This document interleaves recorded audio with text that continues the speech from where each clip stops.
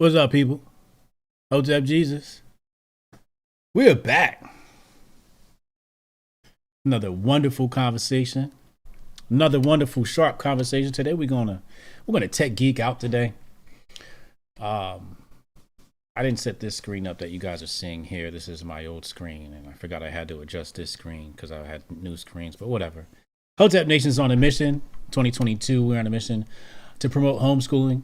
We want to bring homeschooling closer to parents. We want to bring them with the resources, the knowledge, the know-how, the do's and don'ts, state laws, regulations, how easy, how hard it is to start homeschooling your children, homeschooling styles for the different styles that your child learns under, because not every child learns the same. Hi, baby. Not every child learns the same. So we have initiative. We got movement. We have donors coming in. This is a beautiful thing, man. Shout out to Dawn Hotep. It was her idea to embark upon this mission. And yeah, we're going all in 2020 to promote homeschooling, man. If you want to donate and help us out, proliferate this great information, hotepnation.com/donate. But without further ado, I got a great guest. He's been on this platform before, super knowledgeable. I love checking out his content. The problem with checking out his content is you get immersed in it. You get lost, you know? So you sit down, you listen to one thing, you're like, all right, I need some more of this. It's like drugs. Ladies and gentlemen, I present to you, formerly known as Vin Armani, magnet or emperor of Rome, Cyprian. What up, homie? How you feeling, bro? What's up? Glad to be back. Thank you for the introduction. Yeah, Much apprecited. Yeah. Yeah. What the hell is going on, man? You was Vin Armani. Who knows what your other name was? You worse than me. Yeah, I was like, if anybody can feel me on this situation, it's gonna be Hotep Jesus. You worse than me with the name. I done had about 4-5 names. That's me too. Yep. Same. So what? And I'm ready to change again. Anyway, we're not even gonna go into it. But what is this? Explain to me. I'm totally lost on the Cyprian situation. What sparked this and why Cyprian? Well, it's my baptismal name, so I'm now baptized into the Orthodox Church. So okay. So Vin Armani is clearly not my birth name.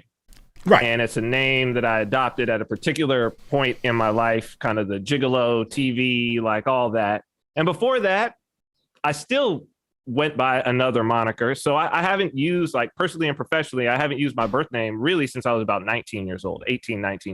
Okay. So this was just, Vin Armani represented a point in my life, an exciting point in my life and all of that. But this name came along, and this baptism came along. My spiritual father, the priest who baptized me, he basically gave me this name. Most people there's sometimes a priest will sort of advise or choose for you. Most people, they sort of choose their name, their Christian baptismal name, or their parents do, but or it's sort of a family type of thing. But he chose this one for me, and it's Saint Cyprian of Antioch, who is a very interesting saint. He was a sorcerer who. Yeah, that sounds. It's a very, very cool story. He was a sorcerer who was summoning demons and all of this, trying to get a virgin, a very sort of holy virgin, Saint Justina, to fall in love with the guy who had hired him. He was a sorcerer in Antioch, and she basically, with like prayer and all of that, held it off, everything that he could throw at her, and then eventually he summoned like what they said was like a prince of hell, like a high demon. And this demon still couldn't pull it off. And so Cyprian the sorcerer just turned on him and was like, what? You're not powerful, whatever. And the demon comes and attacks him. This is the story of the life of Saint Cyprian of Antioch. And as the demon's choking the life out of him, the only thing he could think to do is to do the sign of the cross. He does that and the demon runs. And so he's like, okay, I've got to be I've got to be a Christian. So he goes in, he basically makes the Bishop of Antioch at the time, baptize him. He's a priest within like 1 year, and then he becomes a bishop. And eventually he and this same virgin are martyred together. They're arrested and martyred. It's during the time of the persecution that the Romans persecuting the Christians. Mm-hmm. And so he's killed. They're both killed together. It's a really cool story. And it, my spiritual father was like, you will be baptized as Cyprian. That's going to be your baptismal name. And I was like, you know what? Vin Armani was given to me by my agent when I first like got into the whole like gigolo world and all of that. And I was like, this feels redemptive. This feels right. So I was like, okay, well, then I'll just go by Cyprian now. I'll change that out and go by it. But I'm definitely not mad at anybody who calls me Vin. Right. I'm not that guy. Yeah. Right? Yeah. No, I'm not that guy at all. So, no, I totally get that. Cause sometimes the homies might call me Boston, exactly. My whole rap name. And I'm like, it kind of makes me feel good. It's like, exactly. Oh yeah, you remember him, huh? Exactly. Jabari Allen, HJ is like the sun and the moon these days. He rises and falls twice a day to give young Hoteps the knowledge that they need. Thank you, man. Appreciate you. Wasted Talent Podcast in the building. Real quick, ladies and gentlemen, let's make sure we share this out. Email, text, snail mail. Tell somebody, tell your mama, tell your cousin. Get in here, tag me on Twitter, share this to Twitter, tag me on Twitter, I'll retweet it. Vin, I'm very much absorbed in Russia and its history. I believe quite a wonderful country. Mm-hmm. I have very few negative things to say about it and its history. There's this gentleman named Rasputin. Mm-hmm. How much do you know about Rasputin? I know I don't know an exhaustive amount, but I know the whole story. Okay. I've got some thoughts on Rasputin for sure. What thoughts you got on Ras? Because I'm about to start digging into his life. Because talk about interesting people. Yes, he was on another level. Definitely. I mean, Russia is a highly spiritual country. And I mean, my wife is Russian. My children are Russian. Oh wow! They're dual citizens, So okay. I'm married to a Russian woman. She's a dual citizen as well. Okay. But I've said Fauci is basically a Rasputin character. They're the same archetype. They're kind of the same archetype. So, I mean, Rasputin. It could be said that his influence was a catalyst for basically the Tsar's fall and the rise of the Bolsheviks, the removal of trust of the Russian people away from the Tsar. I mean, Rasputin was in an Orthodox country, and he's in this house. He's basically an occultist. He's a sorcerer fundamentally, a mystic, which is a part of Russia as well. Right. It's there. Oh yeah. But the Tsar, I mean, he was the manifestation, I guess you could say, of Holy Russia. Right. So I mean, Orthodoxy was a part of the rulership of Russia since the 900s. Mm-hmm. So it had been 1,000 years, of this thing. So, he was meant to be the Orthodox spiritual leader, you could say, in a way. At least civically, a representation of the Orthodox Empire. Mm-hmm. And here he is with his wife in close contact, and rumors coming up of all of this, of her interactions with this sorcerer, this witch doctor, that she's going to him to heal the son who is in line to be Tsar, and all of this. So yeah, it's he's an interesting character. And then the fact, all the stories about they couldn't kill him and all these things it's, here's what's interesting, for the Russian people. And this is something that, I mean, that Orthodoxy has, it's become clear to me. And I understood my wife so much better when I actually was catechized and became Orthodox and learned. It's like, that mysticism is just present. You know, it's just it? present in their entire culture. It's the mysticism is there. The Russian saints are highly mystical. For them, the idea that miracles would happen, that there would be miraculous healings, all of this is commonplace. Commonplace, you know, and it's not about, you look at it and we look at it and we would say, oh, it's a superstition, but you have to understand it's woven way deeper into the culture than that. And it's way deeper into Orthodox Christianity, you know. So it's interesting. It's interesting. But right now, at the end of what I think is the end of an empire, I think Rasputin is a great person to study. Great person to study. You know, if for nothing else than just to get a vibe of the energy of the time. Right? Yeah, I really want to dive into what he studied and how he practiced. You know, because they talked about how he was the only one that was able to make the child. What was it? Was he Nicholas too? I want to say, the son. I believe he was little Nicky. I believe. Yeah, I think believe he was yeah. And he was a hemophiliac or whatever, and he was the only one that could calm him down. He's the only one that could get him to stop bleeding, and he was doing weird hand things over the child, which I'm familiar with in the mystic world, right? Sure. But anyway, people didn't come here for that conversation. They came here to talk about. That's a future conversation. It's an interesting conversation, though. Well, I'm gonna have to bring you back to talk about because that's my topic, man. Mysticism, religion. Oh, I love to talk about it. Yep. You know, anytime, man. We're gonna come back. We're gonna talk about the Orthodox Church, but today we're gonna talk tech. Shout out to all my tech geeks in the building. You know what's funny about tech people, man? They love to argue. Yes, that's true. They love to argue. It's part of the game. I posted this up, and within minutes, it was two people in the chat arguing. I said, God damn, one opinion going this way, another opinion going that way. I said, boy, good, a lot of opinions, but it's good. You know, that's good. One question off topic I do have for you.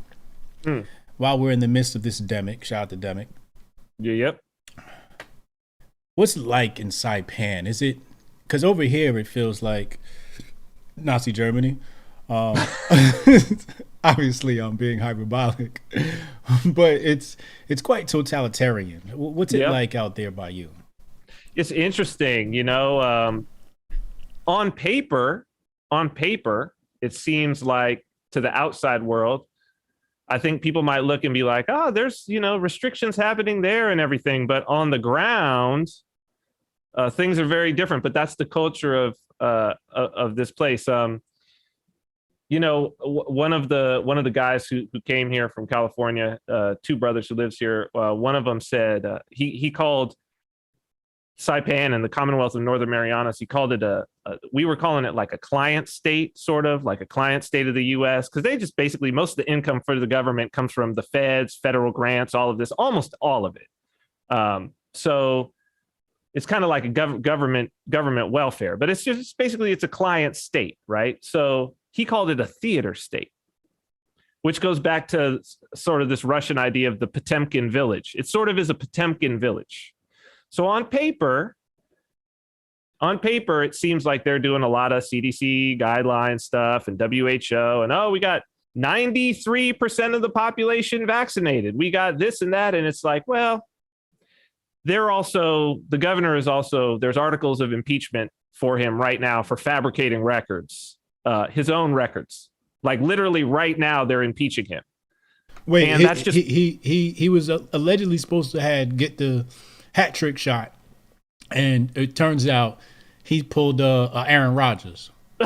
No, not that. Okay. Not fabricating all kinds of records. Other people's all kinds. All kinds of records. Not vaccine. Not vaccine. Not that part. Just government financial, all kinds of government things. Wow. Yeah. All kinds of reimbursing him stuff for things. His wife using government boats to go on moonlight cruises.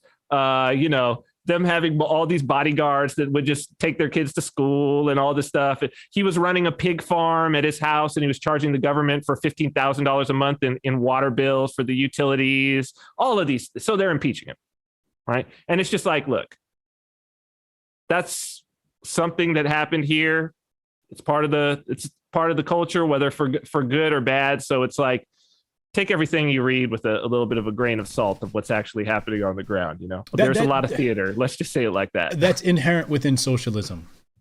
Yes, absolutely. Where there is free money, aka stolen money from the people, and transferred through government to others, there are grifters.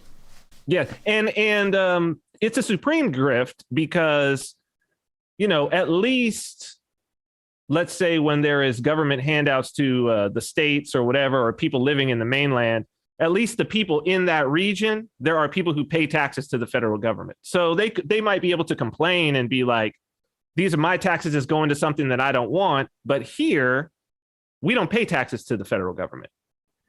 And there's very little income tax that goes to personal income tax that goes to the Commonwealth government, and there's no property taxes. It's illegal by the Commonwealth Constitution.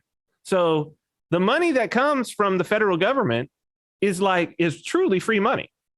I mean, we got stimulus checks here. Think about that. We got all the stimulus checks. They got it all. Those came out the federal treasury, and nobody that got a stimulus check here paid into the federal treasury. Think about that. that's how they rock it here, you know. But in order to keep receiving that, it's got to look on paper like they're doing the thing. Yeah, like they're complying. I mean? Like they're complying, right? Just it's the nature of business. Well, yeah, government welfare. Business. Yeah. Welfare. Right. Yeah. So for example, one time Uncle Hotep said, yo, I want to go to New York City with my lady, but I'm afraid I won't be able to get in anywhere because they're on lockdown. And I said, it's New York City. Somebody out there going to take your money. Right. Okay? Right. Yes. Is the situation similar? Absolutely. Yeah, that's what I figured. Absolutely. I mean, it's 40% Filipino here. So if you ever been around anybody who's maybe from California or been around Filipinos, you know, they're hustlers. They will take your money. And then you've got a large Chinese population as well that's sort of independent hustlers. They're the ones driving the Chinese cabs, you know what I mean? Because we have no Uber here, nothing like that. But it's like, you know, there's always a guy. It's like, well, what do you need? Oh, you need this, you need this. You know, okay, I got you hooked up. Let's go over here and do all that. That's how it is here. You know, so yeah, for sure. Somebody's going to take your money. It's not. Yeah. Money talks. Right? Yeah, money talks. Yeah, I remember I walked into a business. They were like, you know, gotta wear this and gotta have this. I walked in, they said, what you need? Yeah, exactly. They putting them signs up as a formality. Yes, people are people at the end of the day. You know, people are people, and that's the important thing about this whole thing has been culture, people. You start to see, you know, the veneer washes away, and like who's on the other side of this whole thing. It's been very important, and it's very eye opening. You know, so keeping your humanity is the key. Keeping your humanity and being around people who are going to keep their humanity. That's the key. That's the key, and that's where we've been failing. The other day, Agreed. Last night on our other show, Hotep's Been Told You, patreon.com/Hotep's Been Told You, our secret show, which is not so much a secret. We played a clip of individuals fighting on the airplane over, you don't got your mask on, I ain't got my mask on. Yep. Now I got to punch you in the face, call you a bitch in the cut and all that stuff, right? So again, stripped of our humanity. That's it. And that's what we have to. And I tell people, they say, you know, what's the motive of the powers that be to push this stuff? That's it. Never one answer. It's always multifaceted, right? But one thing they want to do is they want to destroy your humanity. They want calamity. Yes. Well, and that's, you know, it's part of what's the potential dystopian outcome of the topic today of Web3. Correct. Which we're about to get into. Yeah, it is. These are intrinsically linked together. They are intrinsically linked together. Oh, yes. Oh, yes. Well, the transhumanism. Right. You know, you can't have your transhumanism, which is something that for better or worse, has been a through line of all of this technology that we're going to talk about today. There's a camp. There's a camp that wants it to free everyone, and there's a camp that wants it to enslave everyone, and it can do both. It can do both. Right. You know, so that's why it's an interesting concept to talk about, because we get into definitions of these things, and it's like, yeah, it's like fire, man. You could use it to cook food. You could use it to heat yourself and warm yourself, or you could use it to burn somebody at the stake or commit arson and burn down an entire town. You know, it's not the fire's fault. It's neither good or bad. It's just a technology. But again, if we keep our humanity, then we can discern, like, what are we supposed to do with this technology? You know, we got to see it coming. We can't just push it away from us. How dumb would we be to be like, fire, it could burn somebody at the stake, so I won't use it to cook my steak. You know, like, that's dumb. Yeah. That's just dumb, you know?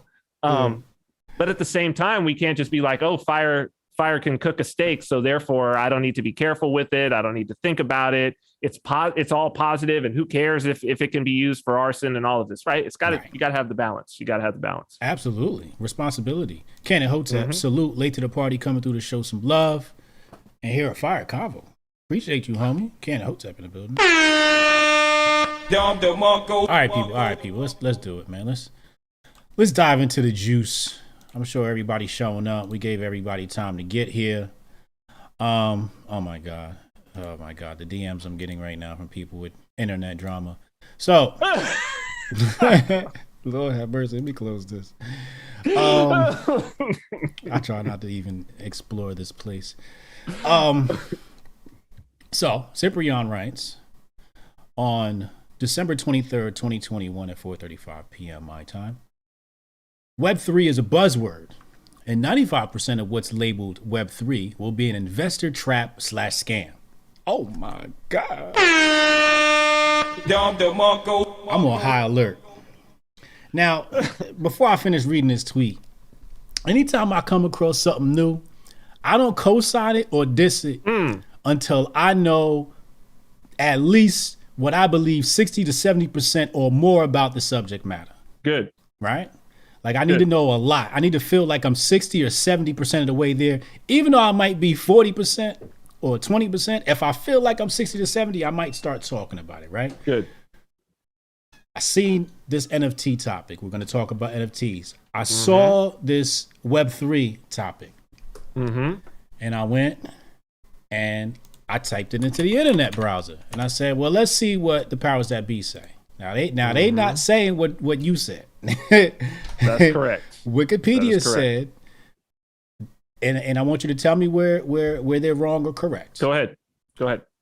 So Wikipedia says Web3, also known as Web 3.0, is an idea for a new iteration of the World Wide Web that incorporates decentralization based upon blockchains. It is often contrasted with Web 2.0, wherein data and content are centralized in a small group of companies, sometimes referred to as big tech. And we're going to talk about Jack's tweet, because he said Web 3.0 is the same as Web 2.0, and that's very important. Very important tweet. Right. So we're going to talk about that. Super important. I told people you need to follow Jack and spend some time in that thread reading what people are saying and so on and so forth. And his responses, by the way. Because this was one of the threads. I haven't seen him do this very often, but this was one of the threads where he went in and he was quite adamant in his that he was responding to these people. He wasn't just like putting it out there. It's rare that he does that, but he was really engaging on this, which should tell you something. And the fact that he also resigned as CEO of Twitter, renamed Square to Block, and is focusing on his open source Bitcoin project, should tell you something. Should tell you something. What should it tell us, Mr. Cyprian? Well, so here's why I disagree with the powers that be. Well, first off, the Wikipedia article is like a word salad of buzzwords. Blockchain, decentralized, like already these things mean nothing. Okay. In the way that they're used. So let's define terms appropriately. Okay. Right. So I do not disagree with what they are saying if the terms are defined correctly. However, these terms are so muddy, and what I was saying in my tweet is that most of what you are presented with and is called Web3 in these businesses is going to be an investor trap. Now, we've seen this we've seen it for a very, very long time. So like what I will argue, so maybe we should talk about Web 1, Web 2, Web 3. Yes, let's do that. Maybe we should just do that. Let's just say, okay, Web 1, Web 2, Web 3. And you said here, kind of the timeline. You said here, Web 1, publisher, aka website owner, provides infrastructure and content. Web 2, publisher provides infrastructure and users provide content, a la WordPress. A la social media. A la social media, yes. Yeah, social media, WordPress, blogs, they're a part of the social media revolution. Correct. Right? But so is YouTube. Correct. So is YouTube, right? So that's Web 2. I was trying not to use social media because it just seemed like a very normie thing to say. Say it. I mean, okay. Yeah, because that is Web 2 is inextricable from, you could say social media is the buzzword of Web 2. That is the buzzword of Web 2. Okay. That makes sense. Platforms own all the infrastructure. Users generate all the content. Imagine Twitter with no users. What is it? It's nothing. Oh, it's Facebook. No, it's nothing. It's literally just that, like, Twitter doesn't provide content. Right.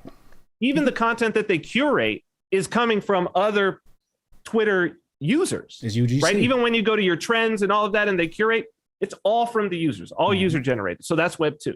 That's Web 2. Web 2. I'm trying to think of examples of Web 2 where users don't create the content. That would be a Web 1 company. So what are we talking about? We're talking about legacy companies. We're talking about the newspapers, the radio stations, right? So the dates are like, it's basically like these 10-year chunks. 95 to 2005 is Web 1. 2005 to 2015 is Web 2. We're already in Web 3, right? But we're just seeing the fruit beginning, right? So you could say that it's like 2015 to 2025 is going to be Web 3. And what's crazy about these, and we could talk about this timeline because I took a little while and I laid out this timeline. The things that happen in those 10-year chunks, very, very similar. Very, very similar. But like, so what are the Web 1 companies, right? So I said 1995 is the beginning of really Web 1. So the prologue is 1993, the Mosaic browser is released. This is the first browser to browse the World Wide Web. Okay, that's 1993. 94, Amazon is founded. 94, Yahoo is founded. Wait. Damn, Amazon was founded in 94? 1994. Wow. 1994. That's when they were just books. Just books. So it's founded, right? These are, at the time, these are very small. They're founded, and it's based on the idea that they're seeing this browser is here, and they're like, this could be something. Now, mind you can't do e-commerce. You can't do anything. Web 1, the big thing for Web 1 is e-commerce. E-commerce is the thing, right? So 1995, you got Netscape Navigator launches. Right. Also, AOL purchases web crawler. Remember, AOL was one of the first places people could get online. Yes. That was dial-up. You got mail. Then 1995, Microsoft takes this Mosaic browser. They create Internet Explorer. This is 1995. So this is the beginning of Web 1, Internet Explorer. 95, eBay is founded. Okay. I remember that. 97, you've got 97 to 2000. What I would argue is in these 7 to 0 years. So 97 to 2000, 2007 to 20 to 2020. No, 2007 to 2017. Right. And then 2020 and what we'll see going into 2017, 2020, we get ICOs and all of the DeFi and stuff. But 1997, you got Netflix. 1998, you get PayPal. Okay. And 1998, you get Google. So you get Google and PayPal in the same year. Okay. And what you see right there that's your package for e-commerce. Right. PayPal, eBay, Google, Amazon. Okay. Right. This solves the problem of how do we get money onto the internet? How do we start moving value around, which is very important for Web3. So they're the ones that spent the VC money to solve these problems, right? Yes. But at this point, every website that you go to, like if I'm just an individual, and this was the vision, like when people like Terrence McKenna in the mid 90s would talk about this vision of what will this be? You go back and listen to them. It's very interesting. And they were like, everyone will have a website. Everyone will have a server and everyone will have a website. Everyone will run their own email server. Right? This was the initial vision. Yeah. Because the idea was, well, whoever has the website is not just the software. It's not just the site. It's also the hardware that's running the site. Right. And so also what you have at this time during the tech boom, you basically have three types of companies, but the big ones that are making that are using up all the VC money during the .com boom, right? Yeah. You've got e-commerce companies, pets.com, all these failed, goofy, they were all e-commerce. Yeah. Anybody who's old enough to remember. It was all about, and what was it about? Eventually what Amazon did. You order something online, it gets delivered to your house. Right. Okay, that was it. But the other two was equipment companies. Infrastructure equipment. So Sun Microsystems, Cisco, we're talking routers, we're talking servers, we're talking all of this, the initial building up of data centers, right? But still owned by the companies, the equipment was owned by the companies that were running the sites. Right. Right. And then you had telecom companies, the ISPs, internet service providers. So it was basically like e-commerce and broadband. Like these are the two big things that come that in 2005, boom, now we're set for Web 2. You can buy stuff online. You can use your credit card to pay for things, which is important to pay for ads on Google. Right? Because you got to pay for ads on Google. That's the only way that you can get this decentralized or democratized, popularized model that Google has. You have to first solve the e-commerce problem. So they do that. By 2005, we're ready to go. 2005 to 2010 basically is the social media boom. And 2007 you know what part you missed? Go for it. When Google killed Yahoo. That takes a while. Like Does it? Yahoo's going through and making really bad decisions. So for instance, most people don't know this. Yahoo, well, it's in the social media movie. They should know it. But right. Yahoo had the opportunity to buy Facebook. Yeah, I think I do remember that. Okay. Yeah.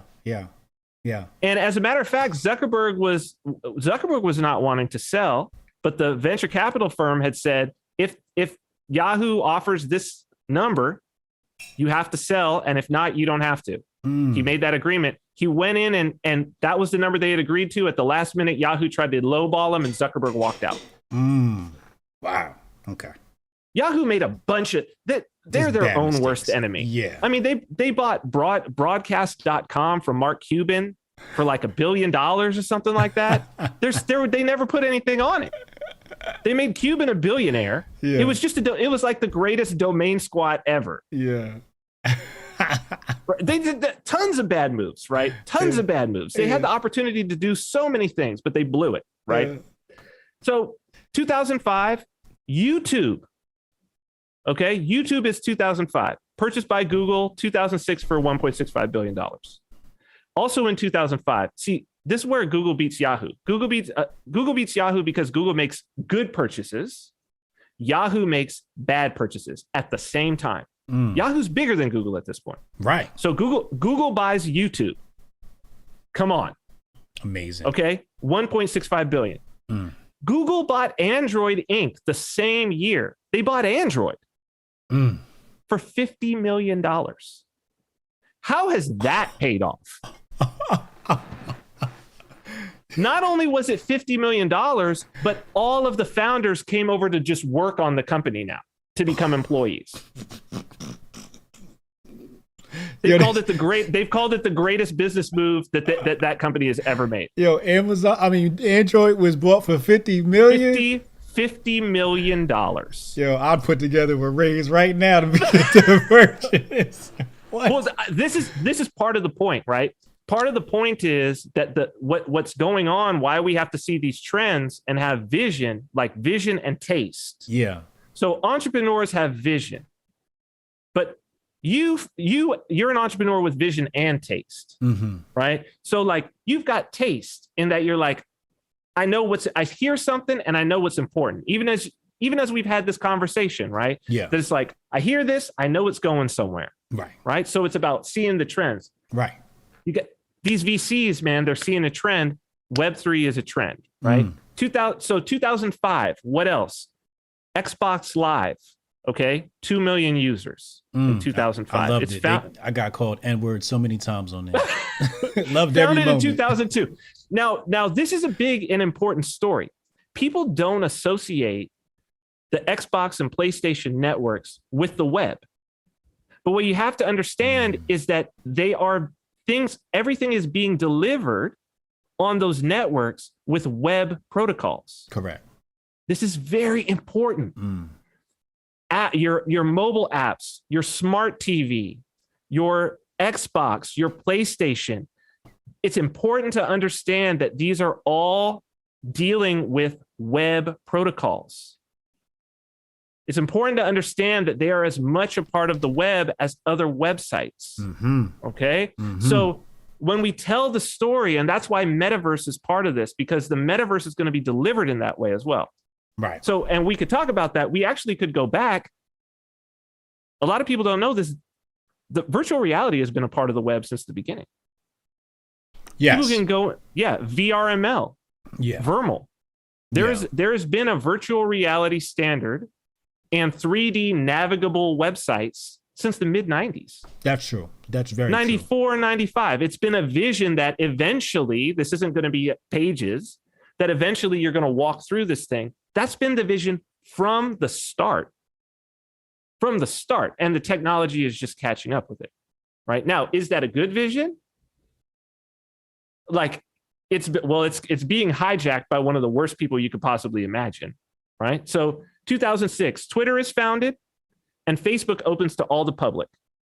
From 2004 to 2006, it was only in universities and some corporations. It already had millions of users. Every university student was using it. But in 2006, Twitter's founded and Facebook opens, right? Also in 2006, Amazon Web Services debuts. So we've got the cloud. That's the buzzword. The VC buzzword for infrastructure at that time is the cloud. Yo, when I first heard about the cloud and I researched what it was, I was like, y'all know, I realize ain't no cloud, right? It's just a bunch of servers. It's just servers. But what it was, so for me, when I've been on the internet since 95, the first business that I was involved in that was an internet business as a founder was 1998. It was a company called DJUnion.com. It was an early streaming media site, right? So I've built businesses. I've worked for startups as a developer. I've worked for larger companies. I've been a part of all of these, right? So at this time, 2006, 7, 8, I am working on these initial social media companies. So what you basically had at that point was you had three big things: the cloud, social media. These were the three big buzzwords: the cloud, social media, and mobile. Smartphones. Yes. Right? Yes. Because in 2007, the first iPhone is released. And in 2008, the first Android. Okay. So this follows quickly off of Facebook. And so we see that like MySpace is really kind of a part of Web 1. It's a transition. Okay. Facebook, Twitter. Also the same years, what do you get? PlayStation Network and Google Docs. Google Docs is really important when you look at what is the cloud, because fundamentally what it is you've got a platform that has all the infrastructure that includes software as a service. That's what Google Docs is. That's what that whole Google Apps platform is, right? SaaS. They sell you the SaaS, software as a service, or you have IaaS, infrastructure as a service. That's the cloud. Google Apps is platform as a service. So the idea is Amazon goes and they're like, look, we have to have all these servers, all these data centers. We can find a way to virtualize them, and then you just rent one from us. Instead of you taking a server down, which is what I did in the early days. I had to buy a server. Usually I bought a salvaged one. install Linux myself, install everything, take it down to the co-location facility, literally put it into the rack, screw it in, plug in the cable. And if there were problems, I had to get in my car, drive downtown to downtown LA, go into the data center, get buzzed in, go all the way up, attach a terminal that was on a cart with the keyboard and monitor, and I had to fix it right there in the data center. Yep. I spent many hours myself fixing it in the data center, right? They virtualized all that. First, it went to renting servers, and then it's like, now you don't even see any of that, right? That's the cloud. A lot of VC money spent, okay?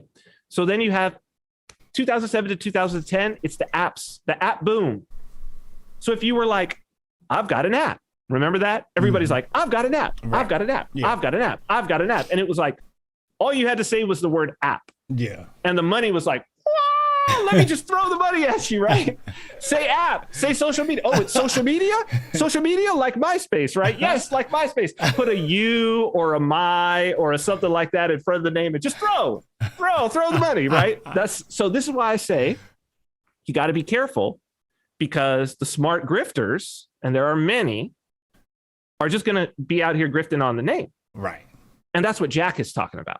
And that's what I'm talking about as an investor trap.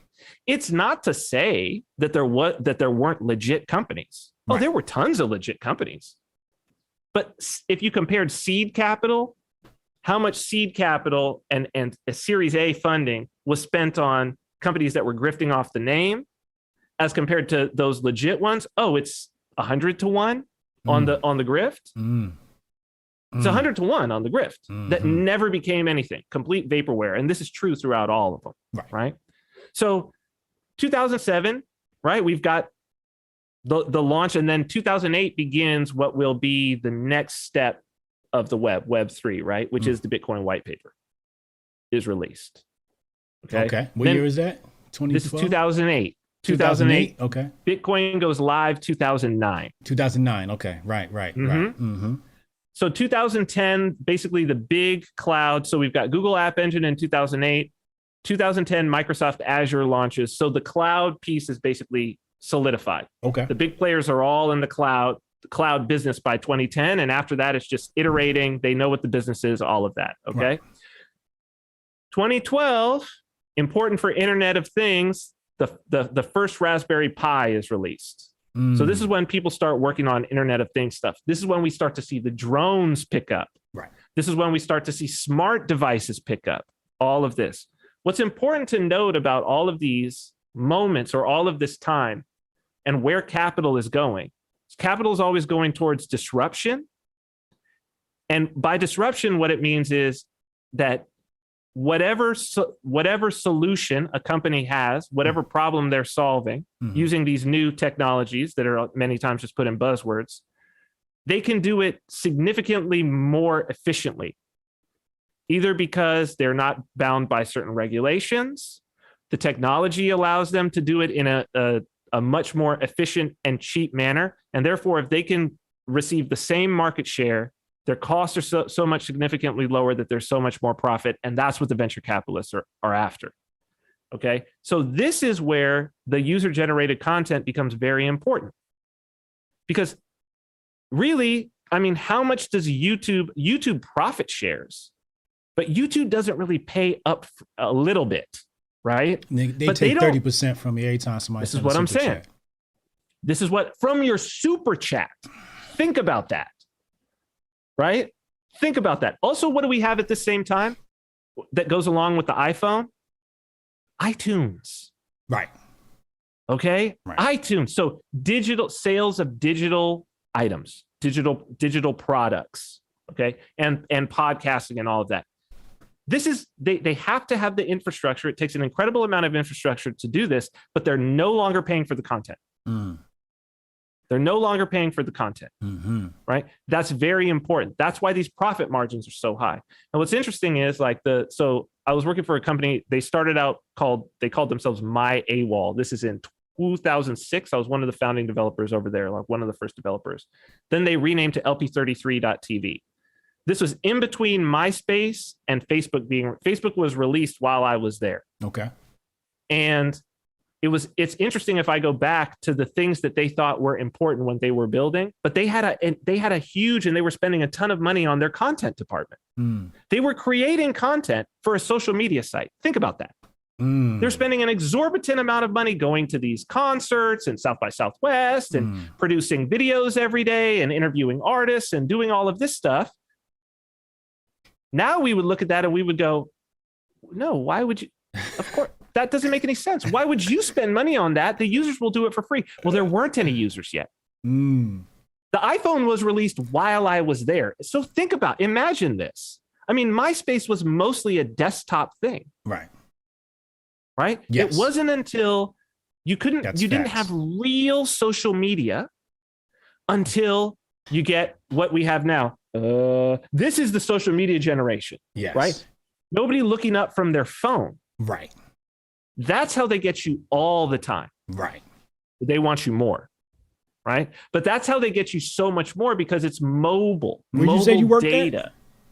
It was called LP33.TV. And what did they do at that time? What was their so product? You can if somebody just Googles it, there's little descriptions of what it used to do. Basically, it was a social media site that was something between MySpace and YouTube. You could upload video and audio. They started out being called My AWOL, which was My Artist Without Labels. Okay. The idea was to provide artists with the digital platform. This is early.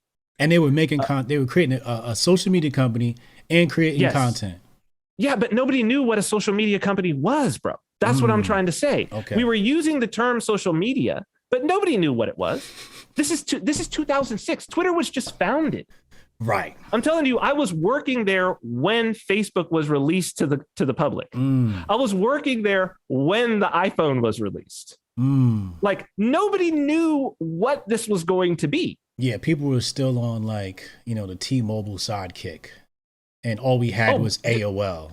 Bro, Blackberries. When I first started developing apps, this was even after the first Android, which was, I think, the HTC Dream. There was also Palm, had one called the Palm Pre. People forget about this. I remember Palm. They used to have the Palm iPhone, Pilot. Yeah. Palm Pilot, but they made a smartphone called the Palm Pre. Okay. There was, the Sidekick was out. But when I had to decide what was the first operating system I was going to develop apps for and put in their app store, I started on BlackBerry. Wow. It had the highest market share. Yeah. Till 2007, it was knocking everything out of the park. Right. So I started developing apps in 2007. Corporations were a large part of that. Everybody in the corporation. Company had Blackberries. Right. Company Blackberries. Right. You were given one.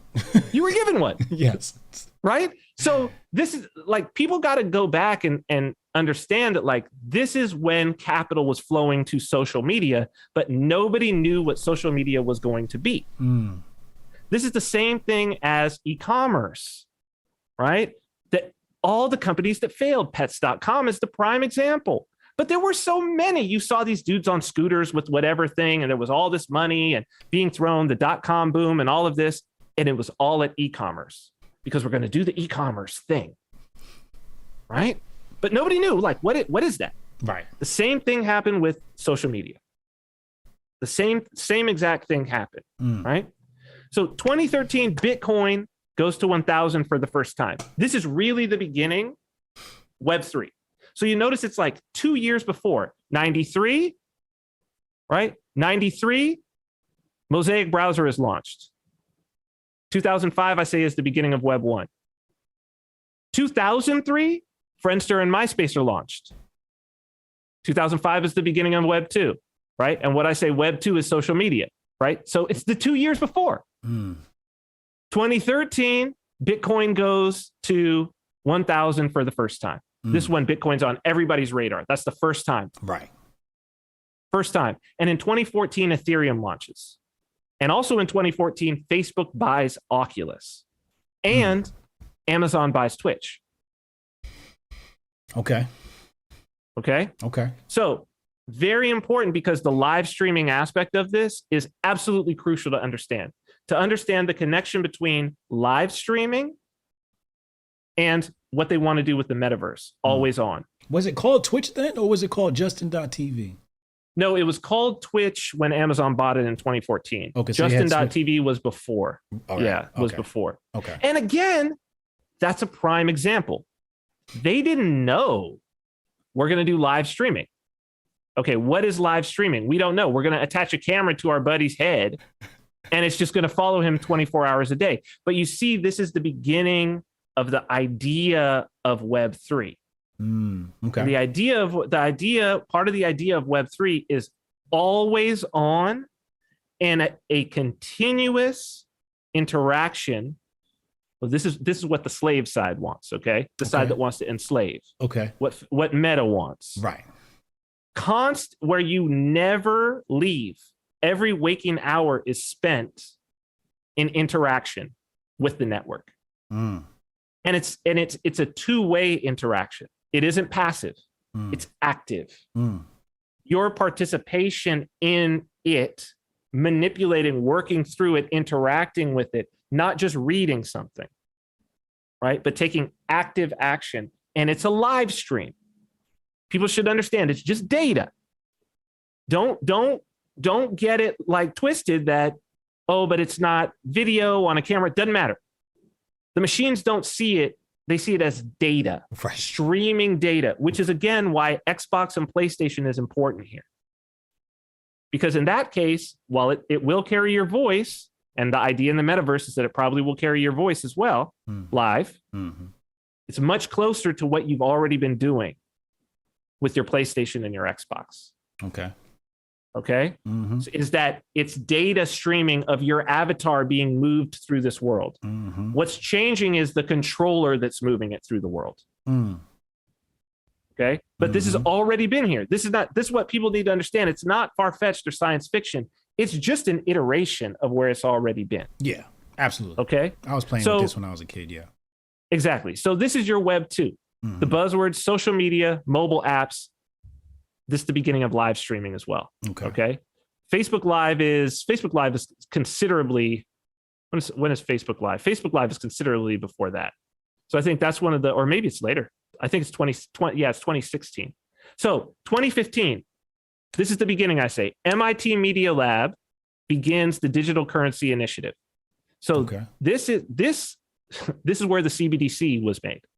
That they're about to release for the Fed, and where all these central bank digital currencies, they were made in this digital currency initiative. Oh, boy. They hired the three biggest Bitcoin developers at that time: Gavin Andreessen, Corey Fields, and Vladimir Vanderland. Okay, people should know. Very important to know. Bitcoin developers built the central bank digital currencies in the employ of MIT. This is digital currency. Hold on, whoa, slow up. You go. Yes. You got the balls right there. Yes. Hold on. This is not some shadowy conspiracy theory. Anybody can go in it. This is pure facts. All right, hold on a second. Chad Lemoyne, shouts to Cyprian, Andrew, Father Turbo, and Royal Path. Y'all have truly been an inspiration. Hotep and Build. Chad Lemoyne, thank you, Chad. He said, damn, they're trying to turn the whole planet into the Truman Show. Man, listen. All right. You got to repeat that. Yes. From the MIT part. MIT starts the CBDC, GBGBs. Okay. And the names and they're hired to do what now? Okay. So because I know y'all I need the audience to soak this up. We can't just glaze by this point. Okay. Continue. My bad. All right. Like I said, there's two sides of this.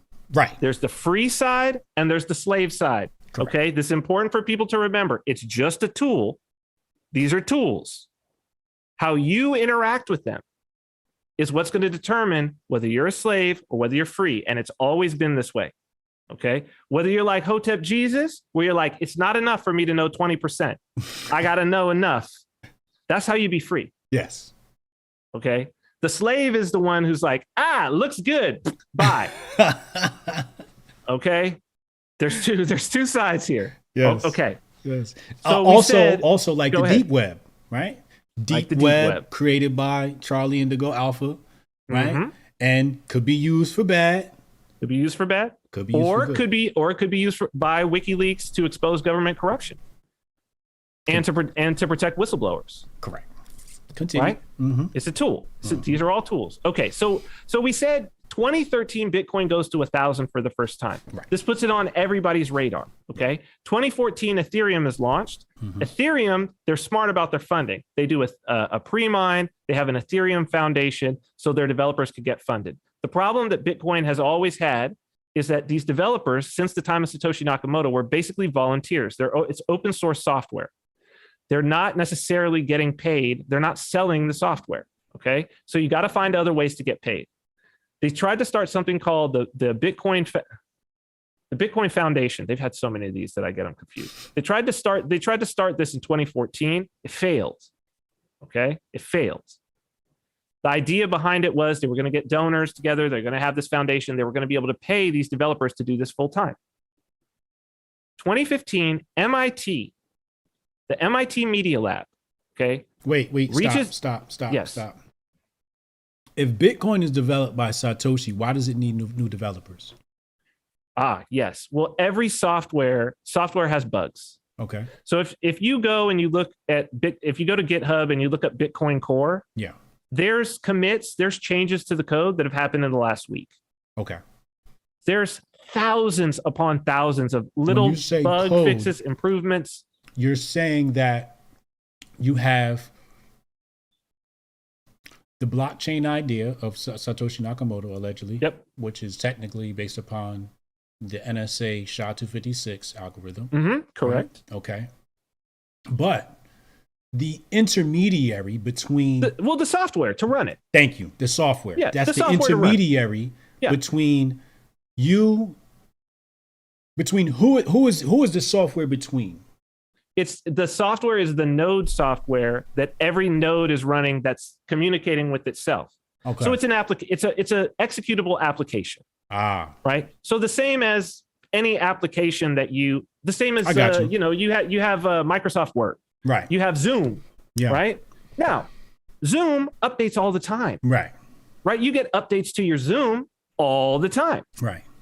Every piece of software, it doesn't matter what it is that's maintained, there's going to be bugs. There's going to be features that you need to add. There's going to be things that you didn't know in the beginning. Okay. Put a button here, put a button there. Right. Continue. Exactly. Okay. But just things come up. Things happen. Bugs that you didn't expect is part of the software being maintained.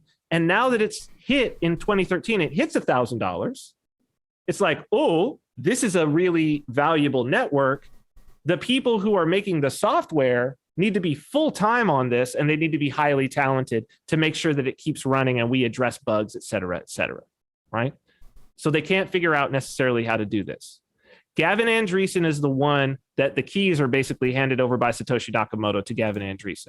What? In 2015, Gavin Andreessen, who's heir of Satoshi at the time, Corey Fields, who's a major developer, and Vladimir Vanderland, okay? He's still the lead developer. If you go and you look at the number of commits, he's number one. He has commit access. He determines what goes into the code.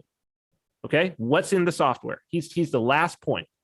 They're all hired by MIT Media Lab, and they begin a new wing, okay, a new project. It's called the Digital Currency Initiative.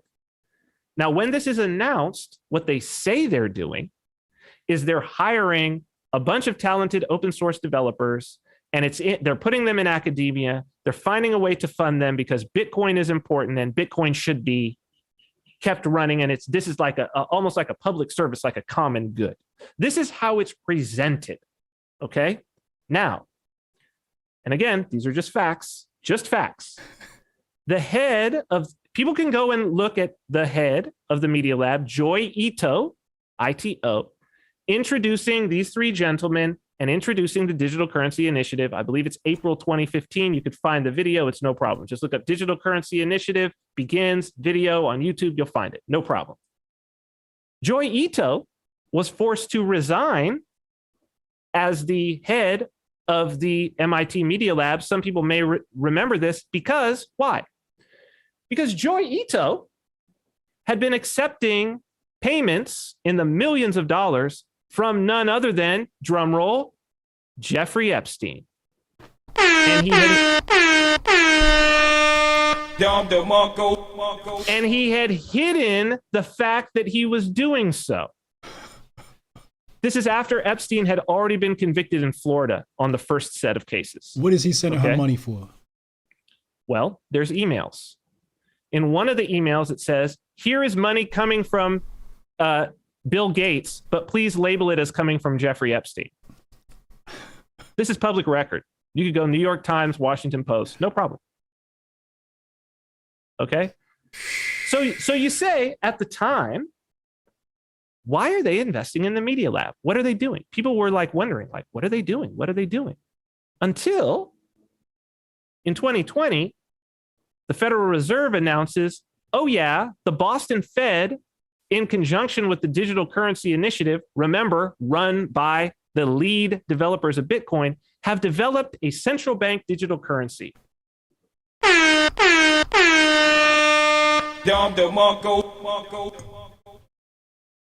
This is announced this year. You can go find it on YouTube by the chairman, in fact, of the Federal Reserve in an entire little speech that he gave about this, that was exclusively about this. Okay, so this is the beginning. People should know this. This is important. Okay. Wait. I got a question. Yeah. BTC. Yes. Currently, number one commit is the same dude involved with the central bank. Vladimir Vanderland. Yeah, number one, if you look at the number of commits, yes. Does he have say-so on what goes into the software? Yes. Does everybody use the same software? Yes. On BTC, 98% of the network is using that software, Bitcoin Core. Halawe, $5 super chat, says, why does Cyprian think Jack Dorsey is crapping on Web3, saying that VCs have taken over? Jack's claiming it's too centralized, just another maximalist, question mark. So Jack is not wrong, right? Most of what you're going to be sold as Web3 will be controlled by the VCs. But there is a broader, like we said, so he's looking at because where is he coming from? He's coming from the slave side, right? That's why he left Twitter. Maybe he doesn't want to be doing that no more. Yeah, he just got free. Yeah. So what he sees is he was a part of Web 2. The promise of Web 2 was that it was going to democratize everything and it was going to make people more free. They were going to be able to express themselves more. Think about that. Wasn't that what everybody said about social media? Oh, now anybody.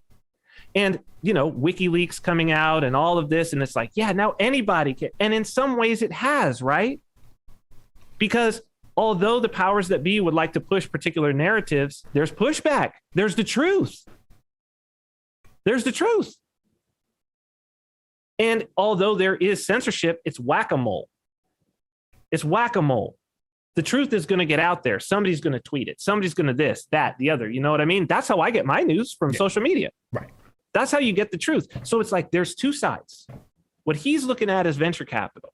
And where is the venture capital flowing? And I'll tell you what, the venture capital always flows to the slave side. This is the proof. Because you couldn't get money into the hands of Bitcoin developers, all these people with Bitcoin, and they wouldn't give no Bitcoin. They wouldn't give up none of their bags, nothing they were hodling, over to the guys running the software. They couldn't get these guys paid enough that they could just get a normal ass salary until, well, Bill Gates like, I got money. Jeffrey Epstein like, no problem. Federal Reserve is like, we got all the money. We just need you to write some code for us. We know you can write some code. We just need you to write some code for us. Yeah. Right. So this is the beginning. 2015. Also, Bitfinex opens Tether trading. Tether starts to get traded on Bitfinex. 2015. Okay. Crucially important if we're talking about tokens. Okay. 2015. Also, Blockstream, which is founded in 2014, releases the first prototype of Liquid. So you have, and they're venture backed. So you have venture capital. You have capital now flowing into, for the first time, external capital flowing into blockchain and cryptocurrency. All right. This is the 2015 is the explosion. Okay. 2015 also you have IPFS release, which is the Interplanetary File System, which is crucial for Web3. IPFS and Filecoin. People should know these. Okay. IPFS and Filecoin. If you want to understand Web3, these are two things that you should know. So then we have the what would you say? The new monetization and the birth of the influencer. Okay. This is the birth of the grifter. The birth of the influencer. Grifter 3.0. This is happening 2015 is the beginning of people thinking about this. If we go back to before 2015, the idea of the influencer was not really a thing. This person who was just, you had the Kardashians, they're the proto-influencers, but these people somebody who could come out of nowhere, right, and be like, and build a brand, and the ability to build a social media brand, which you've been a master of, right, and to become an influencer. This is a 2015, 2016 thing. TikTok, 2016 founded. OnlyFans, 2016. OnlyFans is actually like, we talk a lot of smack on OnlyFans, right?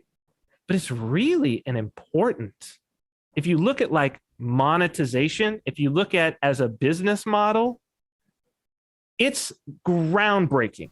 Yes. Totally disruptive. Yes. Because before this, social media is all free. Right. That I would go to Instagram or YouTube and maybe I want to check out some hot chick or do whatever. It's going to be free. She's got to find some other way to monetize stuff. She's going to sell protein shakes. She's going to, do whatever. Flat tummy tea. Yeah. Flat tummy tea, all that stuff. Right. Yeah. In this case, it's like, no, pay directly. Okay. This direct payment model is absolutely crucial for understanding why Web3 and also for understanding why is cryptocurrency important. Okay. Because, and this is also true with like, well, it's basically the porn sites. They're always revolutionary in terms of the payment models. They were the first e-commerce platforms. Right. They were the first live streaming platforms. Right. First streaming media platforms that were profitable. Right. Well, just because there's constant demand. Right. And it pays to disrupt. Right. So OnlyFans, you pay, the person gets a share. All right. But 80%. Cryptocurrency would allow 100%. Right. Or you could disrupt, right? So this is important. Also so these are all 2016. Facebook Live public release. People can go live on Facebook for the first time. Wow. And think about how much of a change this is, because think about like all the murders and suicides that have happened on Facebook Live. That's like, see, this is beyond user-generated content of Web 2. Where it had democratized. Now anybody could be a reporter. Now anybody could be a filmmaker. Now anybody could be anything. No. Now the content is you. And especially your failings, the worst things, the fallen parts of humanity. And that's what TikTok really is. Right? Because that content on YouTube, somebody tries to make that content, it's not going to fly. Right. On TikTok, it works because you're actually there to see the slow motion train wreck. Yes. Like if you're on TikTok, you're there to see what is the dregs of humanity up to. We also have to give TikTok credit for the purchase of Musical.ly. They basically purchased, several million users. No, TikTok is a completely disruptive and brilliant business. Yeah. Completely disruptive, completely brilliant. It's been from a business standpoint, you got to be like, it's very important. Yes. Okay. You have to. 2016 also, the first Oculus Rift comes out, VR headset. Okay. From Oculus. Okay. Right. Which is the Facebook company. Right. So this is all 2016. Wow. Boom, boom, boom, boom, boom, boom. Dang. 2017, YouTube live streaming from the app. That's crucial as well. That's to match Facebook, because it's not enough to just be able to live stream. This live streaming on the go. Remember, that was the key that made social media, that changed MySpace to the difference with Facebook was I'm on my phone on Facebook. I remember Periscope was live, was doing this, and there was a predecessor to Periscope. Vine. No, for live streaming. Oh, for live. I don't know. Periscope. Periscope was early. It was a predecessor to Periscope. But continue. My bad. Go ahead. I think Periscope is probably 20. I don't have it here, but I think it's probably 2015 or 16. I want to say earlier, man, but at least 2015. At least 2015 for sure. At least, yes. At least 2015. So then, 2017 to 2000, you get the ICO boom. Okay. So this is tokens. This is why tokens is very important. Okay. So most of it is an investor trap. Most of the ICOs, people know that's mostly an investor trap. So again, the 7 to 0 also, and it carries into DeFi, which again, same sort of thing. 2016 though, to go back 1 year, 2016, important to Web3, important to this idea of the internet of value, which is another buzz term. MetaMask is launched. So people who do DeFi, who've been doing these decentralized exchanges and all of that, most of them, you're going to have to use MetaMask for this. It's a wallet that is a browser extension primarily. Now they have it as an app, but it's released as a browser extension. What is a browser extension? Why is that important? A browser extension is basically a website. It uses all the same web technologies. It's built with JavaScript. It's built with all the things that you build a web page. It basically runs in your browser.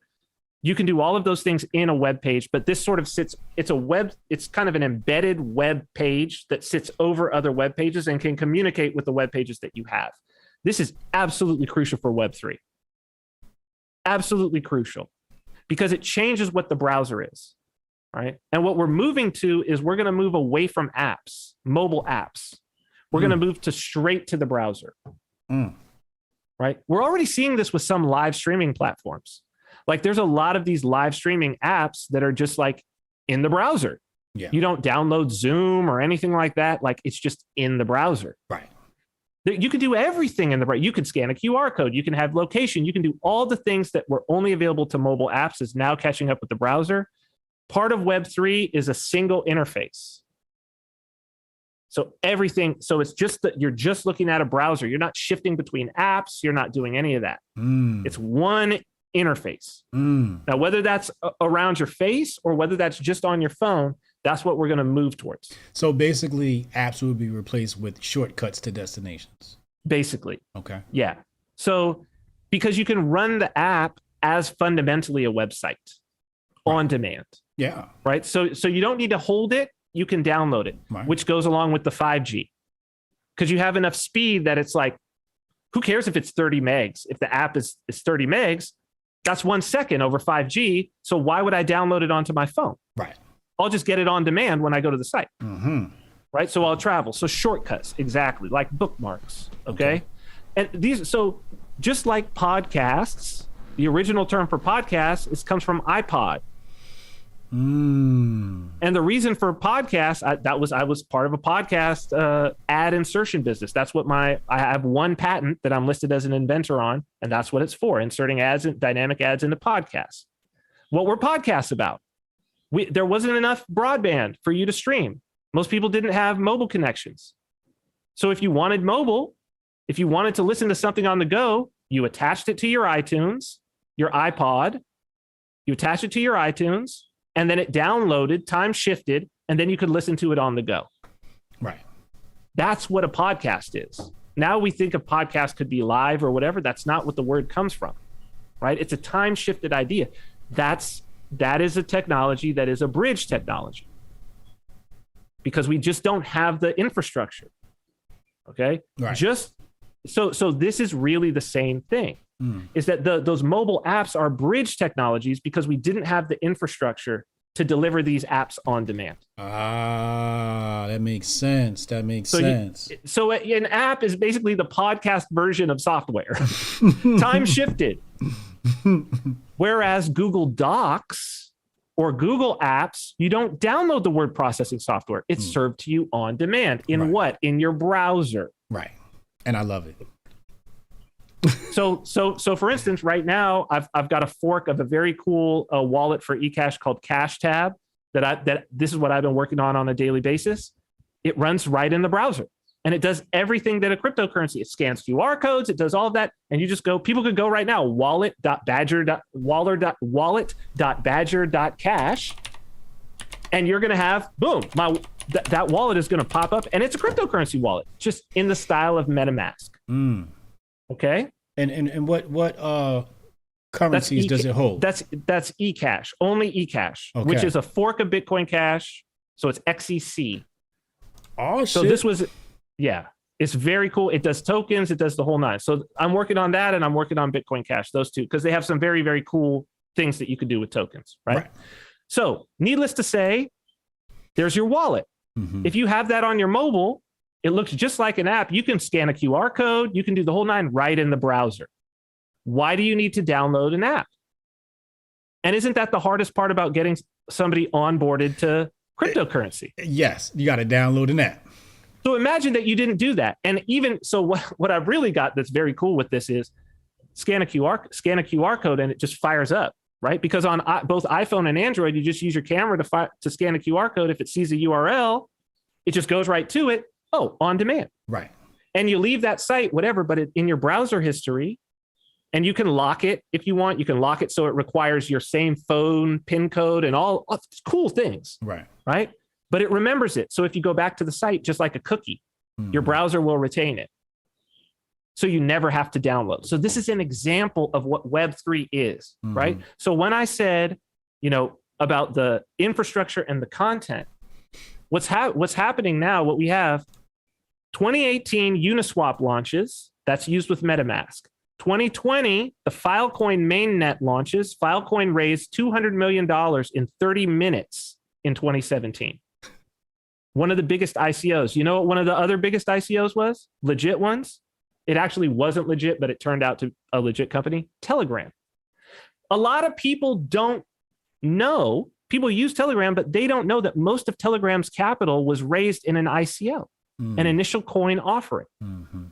Of a busted token that never worked. And they ended up being sued. They ended up having to pay investors back years later, but they had already become profitable. It ended up being like a short-term loan, basically. Yeah. They paid it off. They paid off the judgment against them as a short-term loan, basically. Hey, thanks for the money. That's a grift. That's a great grift, right? 2021, by 2021, this year, Uniswap is generating $2 to $3 million per day in fees. So the thing about Uniswap is people are, DeFi. So people are DeFi. People provide liquidity, a liquidity pool. It's basically lending, okay? Lending. Think about it that way. But it's decentralized lending where you lend a little bit and you get back in interest, basically, relative to the amount that you've lended. Right. Which this is a decentral bank.